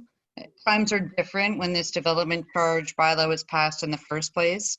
And, 5 years ago, you have to understand that we're in different times. So I think I agree and concur with our clerk, Mark, that it is very speculative. Like we have to go on, expectations of what may or may not happen.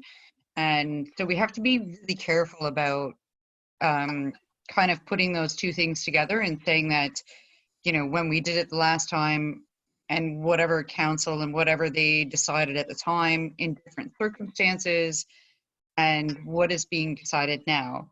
And I will profusely apologize for what, it wasn't my intent to say that council had separate meetings. That is not what I was saying. It was a discussion that needs to maybe be had at a separate public meeting, and that's all I intended to say. Yeah, no problem at all. And thank you very much for that clarity.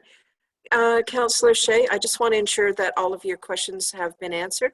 You still have the mic, Councillor. Well, I just think that the strategy of reducing a recommended development charges rate to encourage further development is the sort of thing that councils like to do on a speculative basis. We like to do it without a lot of evidence that sort of thing will actually generate that sort of result. So I guess my real point was I'm just trying to set the stage for us deciding this decision somewhere in the next year or so, that we don't go down the same path of making a speculative assumption that if we reduce the rates for industrial or commercial development, that will foster that sort of development. There's been no evidence of that in the past. So I think it's just a kind of a wishful thinking sort of strategy, and I'm just sort of cautioning us away from that if we ever get to that discussion. Well, thank you very much. Anything further? No, thank you. All right, thank you. Councillor Hergert, could we have her mic unmuted, please? Yes, hello. Hello, please go ahead. Yes, first question is to staff, probably our building department. There are no new building permits being issued right now, correct? Waiting for an answer. So do we have Carl Shipwreck available to speak to this? Yes, I am here. Thank you. That is actually not correct. We are continuing to issue building permits. We don't decide based on building permit issuance whether a construction site is essential or not. We are issuing all building permits as they come in, as we normally would. It's up to the contractor, the Ministry of Labor, and the Ontario province to decide what is essential and what is not, and whether they can continue construction. Thank you for that clarification. I appreciate that. I just wanted to note that Carl Shipwreck is our chief building official. Please go ahead, Councillor Hergert. Yeah. So this is a question then to the economist, or Watson and Associates, either one. I'm looking at how do we as a community who wants aggressive growth, how do we balance that? We just talked about, you know, is reducing it, is that an incentive? It's unknown if there was a correlation, you know, between that thinking or not before. Is it possible to tie this to, you know, the first 100 building permits are at the old level, and, you know, to make an aggressive move towards building? Interesting question. Mr. Scanlon? It is a very interesting question. I normally see municipalities when they implement things to consider it on a time basis. Not the first 100 get a discount and after that we do something different. But you know, you could be the first ones if you wish. I'd need to give some consideration to it, but I haven't been exposed to that type of policy, but it may be possible. I do know, so I apologize, be my guest. That's okay. You know what, I'm thinking about this. You know, we have subdivisions that are on the books from the 70s. We've got, you know, obviously builders that are ready to build. We want the building in our communities. You know, it hasn't been proven that there's some aggressive growth coming. And so, you know, the buildings, the housing that we would see out of the Welton subdivision would be phenomenal. However, you know, we can't allow our development charge bylaw to lapse. And how do we then promote the growth that we want to see? So I mean, we look at key performance indicators in other sectors. You know, the first 100 buildings are at the same rate as last year or same rate as today, and then push it. You know, okay, well now we've got to change, and maybe that is a discussion for later. I am not sure that the 28th is a feasible opportunity, but we'll see. I think transitioning, you know, a year of transition is what we need, just to kind of see where we get to. I would like to know though if it could be set to a specific number. I don't care if that's 100, if that's 200, if it's 50. I don't like seeing subdivisions year after year coming and asking us for extensions. What is the incentive to get going? I would think that maybe time is a reasonable extension if you're in a reasonable market. So that, you know, the development community have different perspectives on, you know, how they're going to organize themselves and how they're, obviously, in my experience, and unfortunately I've been doing this for 41 years myself, but I have been, you know, exposed to different variations. If I can bring a development through from raw land to a subdivision, then I have a value of lots, and there's a certain amount of money to go through application, draft approval, and then to get the approval of the subdivision. Once I have that approval, then if I've got, you know, lands in 16 different municipalities, then I can sit back and I can monitor the economics and the market for each of those areas, and then I'll make selections on when and how I bring those individual properties forward. So I'm not going to go any further than that, because I just would perceive that it's just like any individual, we make choices based on our own weighing system and such. What I would suggest is that if it is important to a developing landowner, that if we provide, like we could provide continuance on status quo right now, I can set up the bylaw very easy that to say, okay, maybe we go 1 year at status quo, then maybe we step it up, or we can go 6 months status quo. I can do whatever you want, and then council have the ability to monitor, A, what's the level of development activity, and then B, what's the level of the economy in the area, and make those refinements as we move forward. And that's probably the best I can do. I know there's been municipalities, just to comment on, if we go with 0 development charge, does that mean we go, we'll have just a hotbed of activity? And there's been a number of municipalities such as Belleville and I'm trying to think of the one that's down at the Quebec border, as well as like Leamington, and they haven't seen extraordinary levels of development with going with 0. What they have experienced is that they've had to fund the works, and there's been an increase in the property taxes.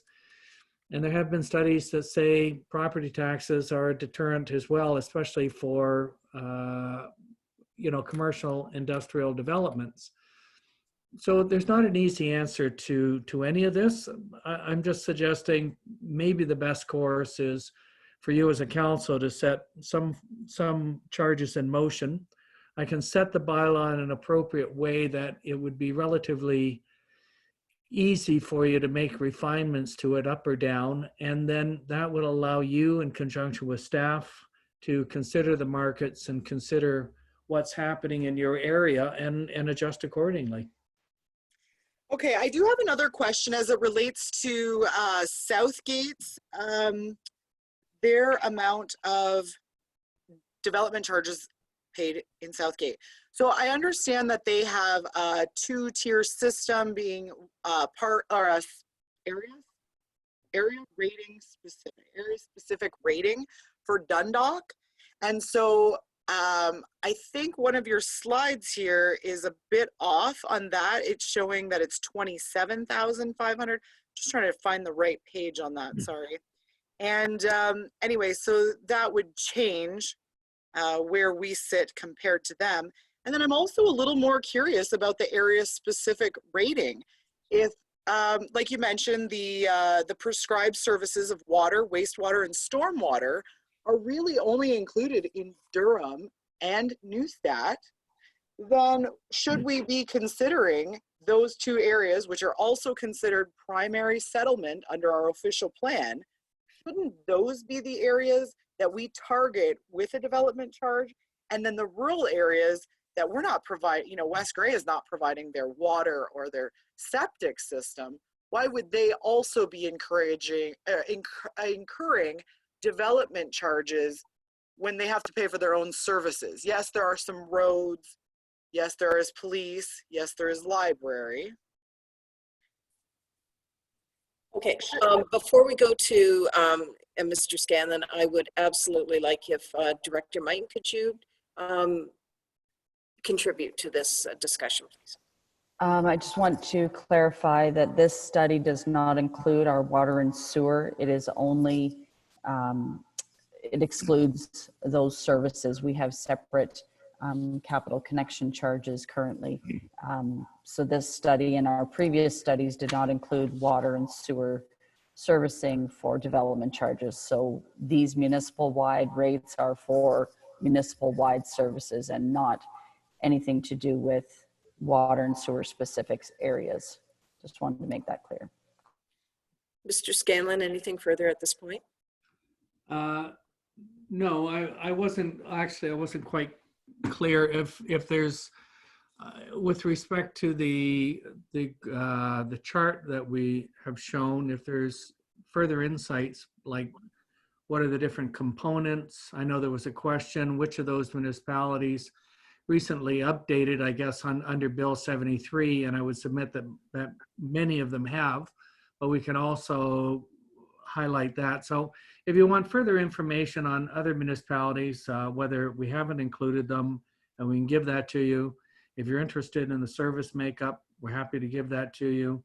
If you want to know when they were updated, we're happy to give that to you. So if any of this information, additional information assists you, more than happy to provide it. Well, thank you for that. Councillor Hergert, anything further, please? Yes, I have a question then about the single family and semi and how it's broke out into different sizes, and the special care, special dwelling amount. Could we instead, I mean, would that be something like our granny or accessory apartments or suites, something like that? Is that how that fits into our zoning bylaw? Yeah, sorry, go ahead. We don't exactly have something that says special care or special dwelling. Could we instead change that to be a limit on the size of the structure? It's size necessarily doesn't matter. It's more of what we found historically in studies is the number of bedrooms is a factor in influencing that.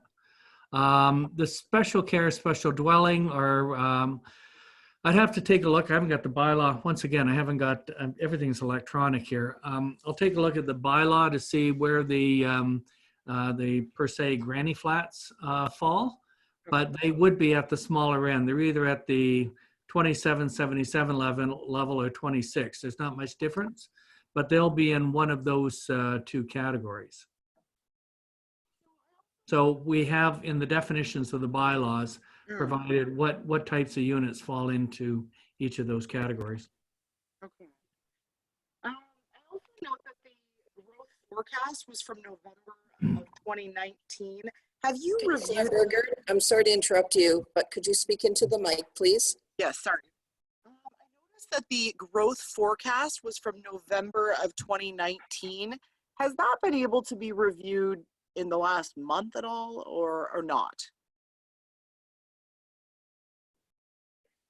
The growth forecast. Well, as we went through the process, I mean, we needed to establish the growth forecast at a point in time so we could sit down and work with staff on capital works and such. I hadn't, from discussions that we're having, I didn't perceive there was anything significant that changed from it, but I would look to the Director of Planning to give any insights.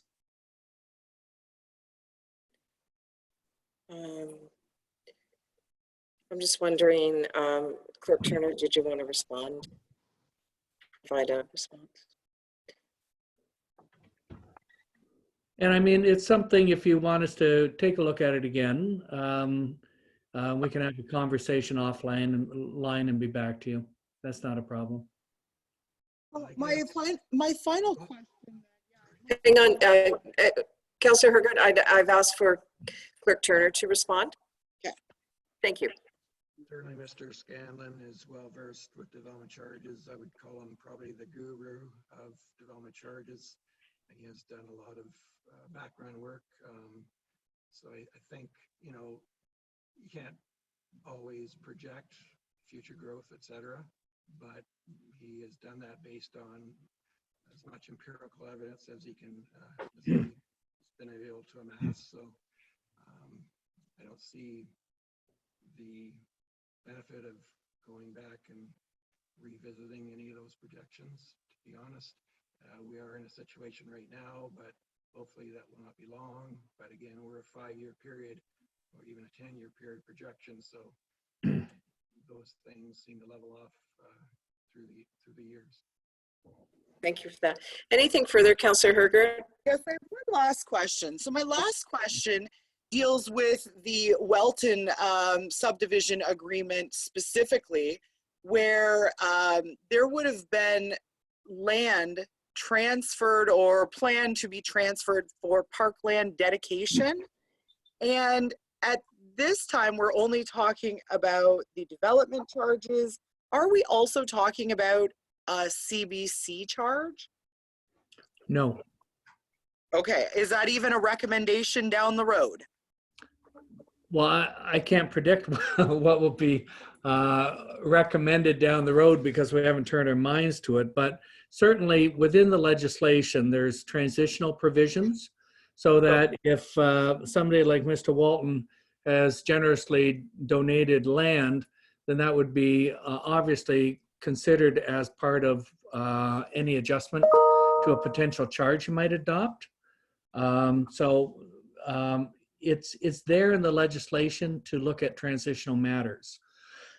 I haven't looked at Mr. Walton's subdivision, and honestly, we haven't got final legislation for me to turn my mind to, but at the appropriate time, we can advise you of that.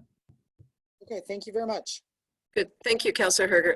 I am going to go with first-time speakers now. So I recognize Deputy Mayor Hutchinson, then Councillor Hamilton, and then Councillor Townsend to permit first-time speakers.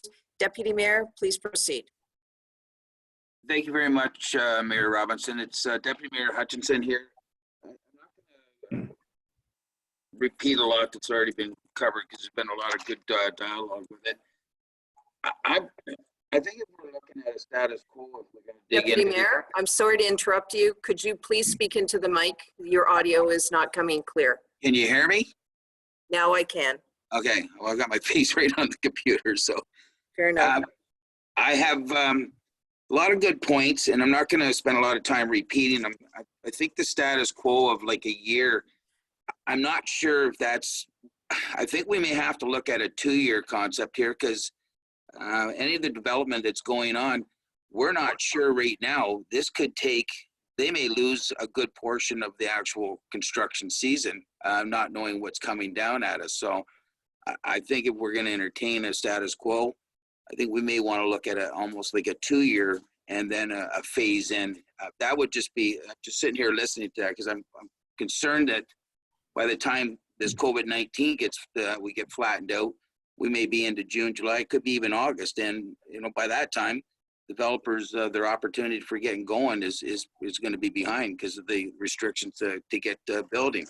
So that's my only food for thought right now. And there's lots of valid points. I won't repeat any of them. Thank you. Mr. Scanlon, did you want to respond to any of that? No, I think that's a fine suggestion. I think the only potential refinement I might make to it is quite often building seasons, the developers are generally during the winter months doing their pro formas and their marketing plans and such. If we were to, in recognition of the Deputy Mayor's comments, instead of a 2-year, maybe we set it to as of January 1st, what would that be, 2022? Which generally would get you into that 2-year period, but they would know then up front before they complete their performance and start the sales, what the rates would be for that particular year, rather than 2 years from now having it adjust in April after they've sold X number of units or they've done their performance. So a minor thing, I'm just trying to be sensitive to ensure that the information is there ahead of time for them.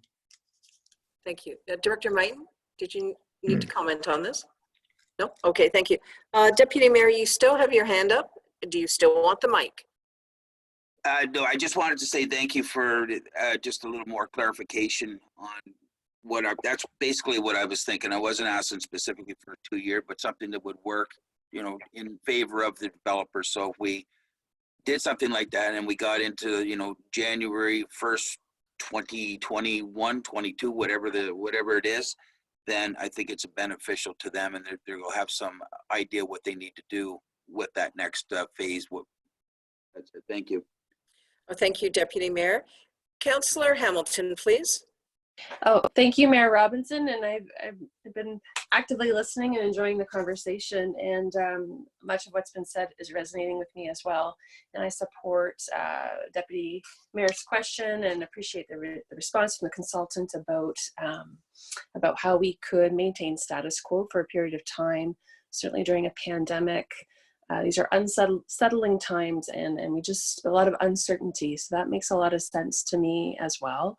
And I also wanted to validate Councillor Shea's concern about having access to the development charges background study, or perhaps not having access, but just I wasn't aware that it was on the website, nor do I recall receiving it. So just having all the information we need ahead of the meeting to be well prepared and also for our community to find things easily.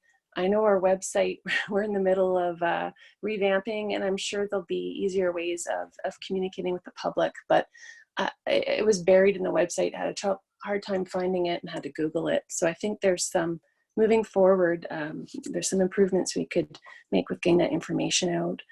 I do have a couple questions. Once for a consultant, just a clarification question. I think you said, and I'm just asking for clarification, did I hear you say that master plans could be funded through development charges, or did, just for clarification, please? Yes, absolutely. If you undertook a roads master plan, parks, recreation, library master plans, those type of studies are eligible for the DC. Okay, thank you. And are those captured in your report as well? Yes, we've gone through to talk with staff, and we've included several different types of studies in that. I'll draw you to the administrative section. Once again, I'm at a bit of a, electronically, I'm at a bit of a shortfall too, but I'll point you to that section. Thank you.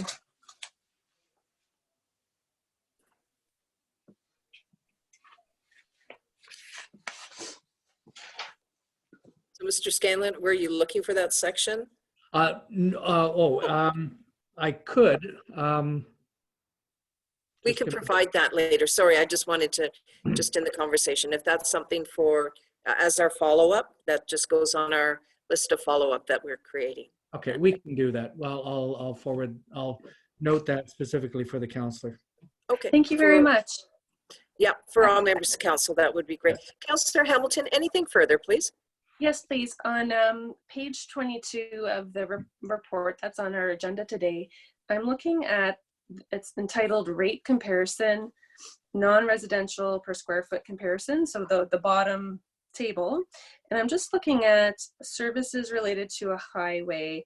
It was calculated at 24 cents in 2015, and now it's calculated at 2.27. I'm just wondering why such a big jump there.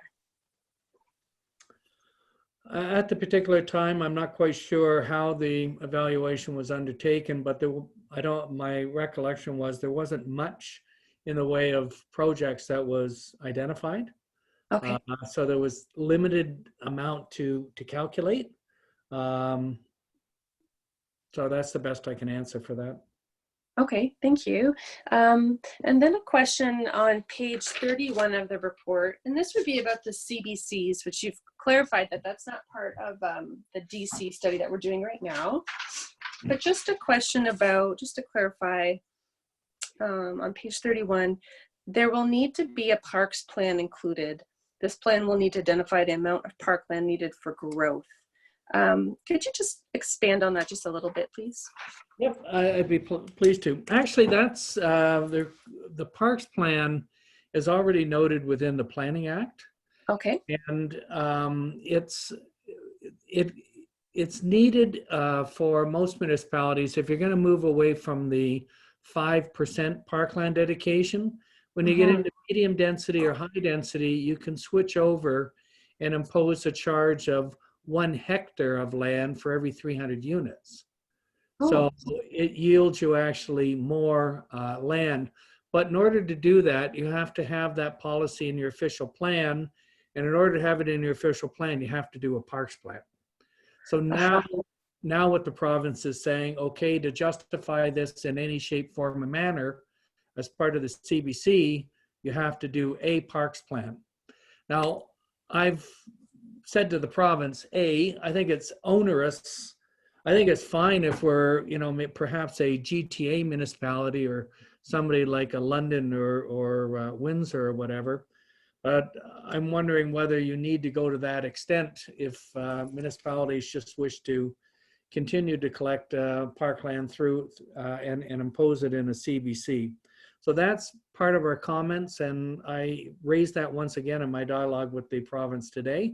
So we'll see, and as well, that's very cumbersome to do that type of thing, given that they're only giving us a 1-year window to complete all of this work. So anyway, long story short, stay tuned. I'll be advising you as the legislation unfolds. Thank you, and thanks for your advocacy and that really strong link with the province. Really appreciate that as well. So one last question. What do you need from council today? Are you looking for specific direction? Or is this direction coming from council at our next council meeting? I'm just looking for what our consultant needs today.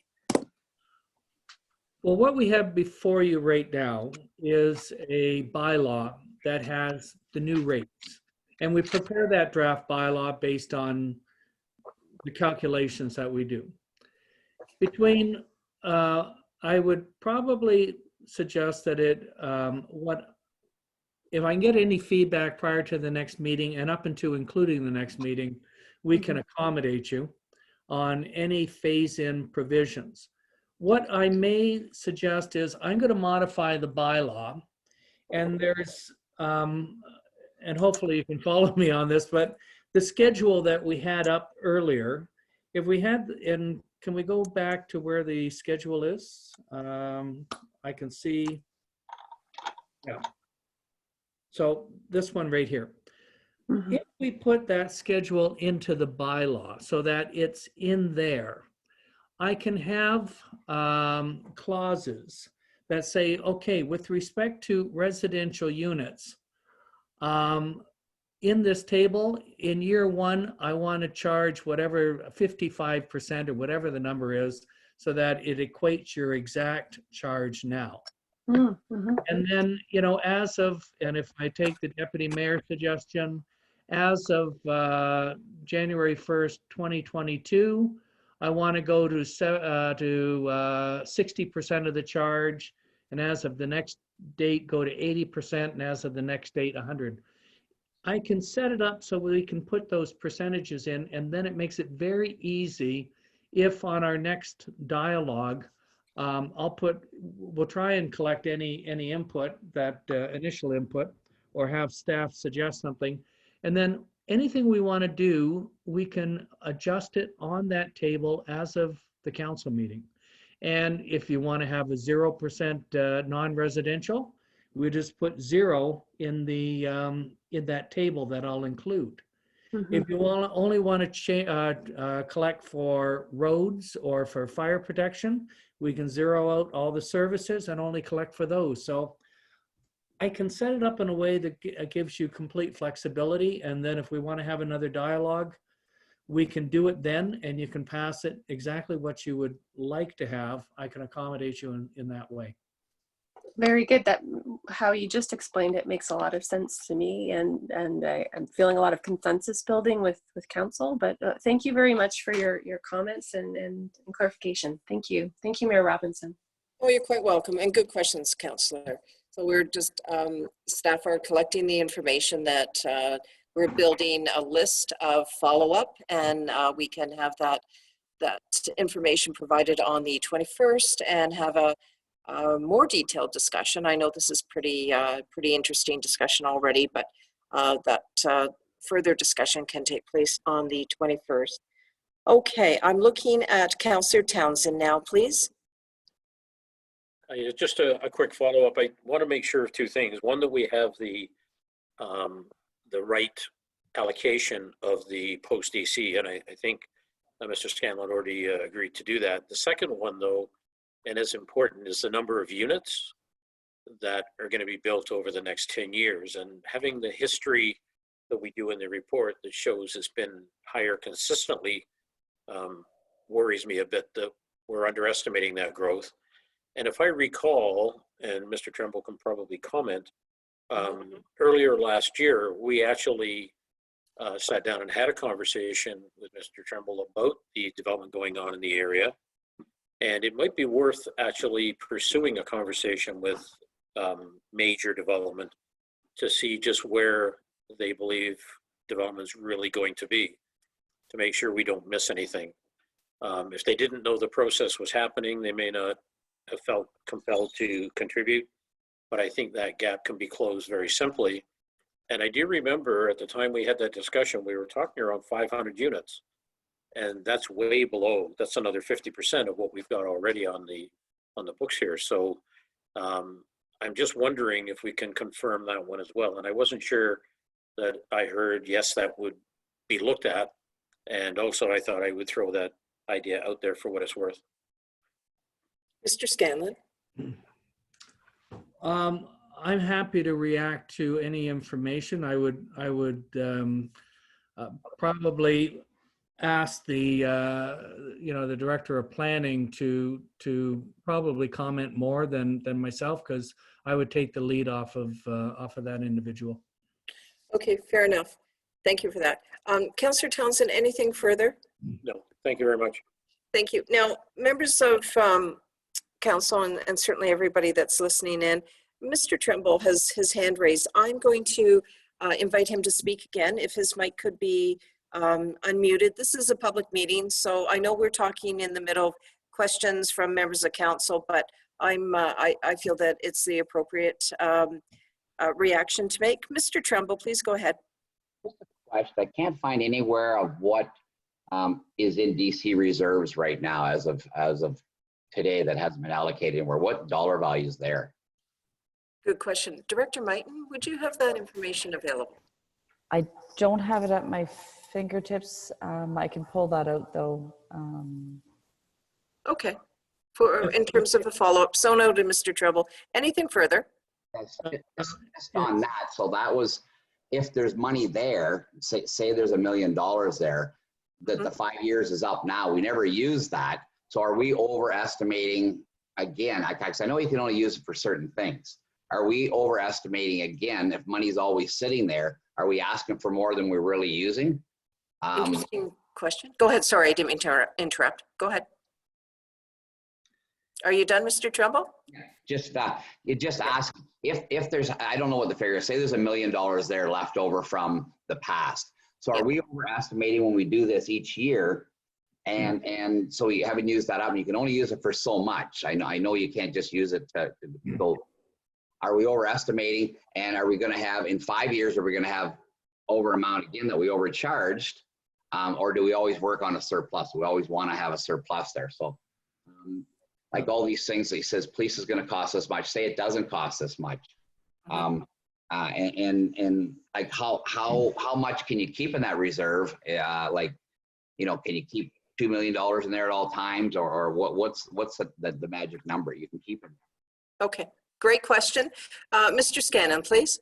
Yes, I'll just refer, we have noted 2 comments. Number one, if you want the reserve fund balances as of the end of last year, you can see it is summarized on page 4-9.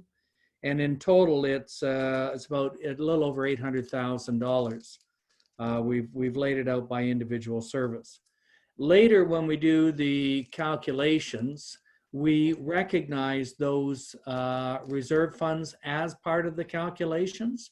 So they are not just sitting there and ignored. They're pulled into the rationalization of the individual projects, how much money is there, and we do address it. So I'd say look at that page for the quantum by individual service. And then in chapter 5, when you're looking at the individual projects, you'll see where on the bottom of each of the tables where we've acknowledged an adjustment for what's in the reserve funds currently. Okay? Good. Further, Mr. Trumbull? No, thank you very much. Oh, hey, yes, you're quite welcome. Councillor Hutchinson, please. Yeah, just like to add that looking back, the the development charge report was in our March 17th agenda. I saved it there. So for council, maybe it was a funny time, I guess, because everything was getting canceled, but it was in there and it's a very extensive read. So my suggestion is maybe we send that out again to council just to make sure everyone has it, and that we bring it to the top of our website since it is hard to find right now. And for people like Mr. Tremble, Mr. Weldon, and some of our developers or our builders, we maybe could post it again to say we would like your input, because I think it's value to give them some time to maybe write a letter or whatever to give us their opinion of things. So hopefully that can happen. I know it's a bit of a short time, like in 3 weeks and before the end of the month, but if we're looking at deferral or status quo or whatever, then there should be time to consider their information. Thank you very much for that. I would like CAO Johnson's mic unmuted, and Madam CAO, could you just provide some comment on this, please? Thank you, Madam Mayor. I've been listening carefully, and I really am thinking that Mr. Scanlon has given us some very interesting options, and I think that we should be looking at those as we move forward. Great. Thank you very much. Okay, members of council, are there any other questions or comments right now? Keeping in mind, we've got a comprehensive list. I'm going to describe it as that. That we've got some information to bring forward to the April 21st meeting. I'm just looking to see if there's any other questions or comments from members of council before I conclude this public meeting. Councillor Townsend, please. Is there any chance that we could get some of that information before? Before the 21st? Yes, please. Yeah, I would expect, let me just put Councillor, Councillor, thank you for the question. Madam CAO, could you suggest a timeline for information? And I know we have to work through our consultant, and I'd also look to Mr. Scanlon, but I'd first like your comment on this. CAO Johnson, please. Yes, thank you, Madam Mayor. And I'm looking at the calendar, and I'm thinking that next week would be suitable for us to work with our consultant and get some information to council in advance of that 21st deadline. Thank you. Oh, thank you for that. Mr. Scanlon? Yes, through you, Madam Mayor. I think most of the points that have been brought up, I don't see it taking an exorbitant amount of time. Some of the stuff I know we spoke about, like with respect to planning. So I'm not quite sure what would arise from those discussions. So other than that, I think for the most part, we're able to turn it around in a week's time. Okay, thank you. Director Mighton, a comment from you, please. Yeah, and we'll have the agenda out on the Thursday or Friday morning, depending on when we get all the information compiled. Okay, thank you for that. All right, members of council, are there any further questions or comments with regard to this public meeting? Okay, I am not seeing any further comments. No hands are raised. So I will say that we have concluded today's public meeting with regard to development charges. I feel that it's been a very detailed discussion. The presentation from Watson and Associates Economists Limited. Thank you, Mr. Gary Scanlon and Byron Tan. Very much appreciate the dialogue and presentation and the participation from our community, our building community, our construction community. Thank you very much. Okay, so we look forward to April 21st meeting. Clerk Turner, could you just provide the time for that meeting, please? And any other comment you have? April 21st at 7 p.m. I just wanted to note that normally in a council agenda, we do have a confirming bylaw to confirm the proceedings of each council meeting. I missed adding that to this agenda, so on the April 21st agenda, the confirming bylaw will confirm the proceedings of this meeting and the April 21st meeting. Thank you for that. Director Mighton? Oh, fair enough. I just noticed your hand, so thank you for that.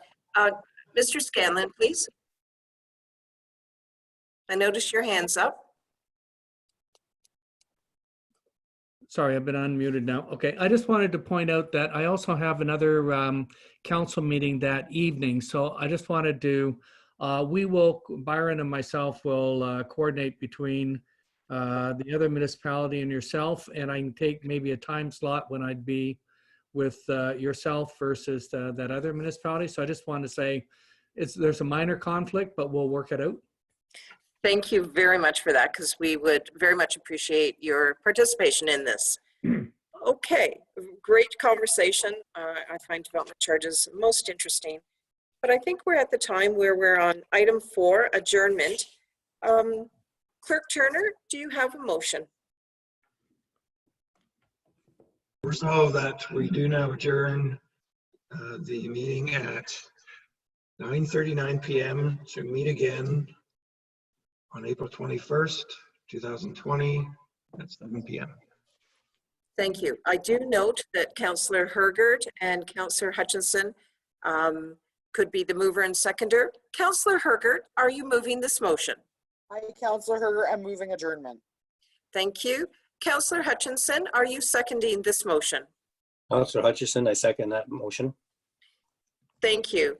Members of council, are there any questions, comments on this motion? Seeing none.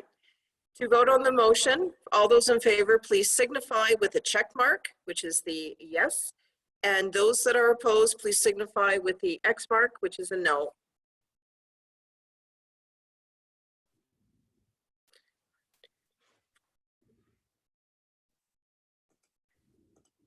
All right. As Mayor, Christine Robinson, I am saying that I'm in favor of this motion. Councillor Hutchinson, please state your name and how you are voting. Councillor Hutchison, I'm in favor. Councillor Hamilton, please state your name and how you are voting.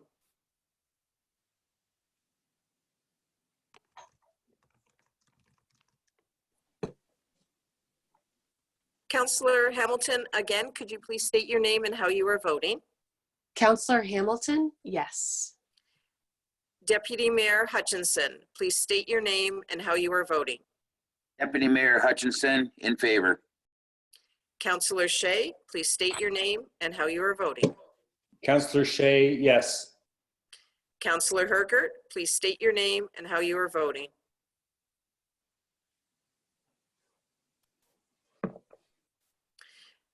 Again, Councillor Hergert, please state your name and how you are voting. Councillor Hergert, yes. Councillor Townsend, please state your name and how you are voting. Councillor Townsend, in favor. The motion does carry unanimously.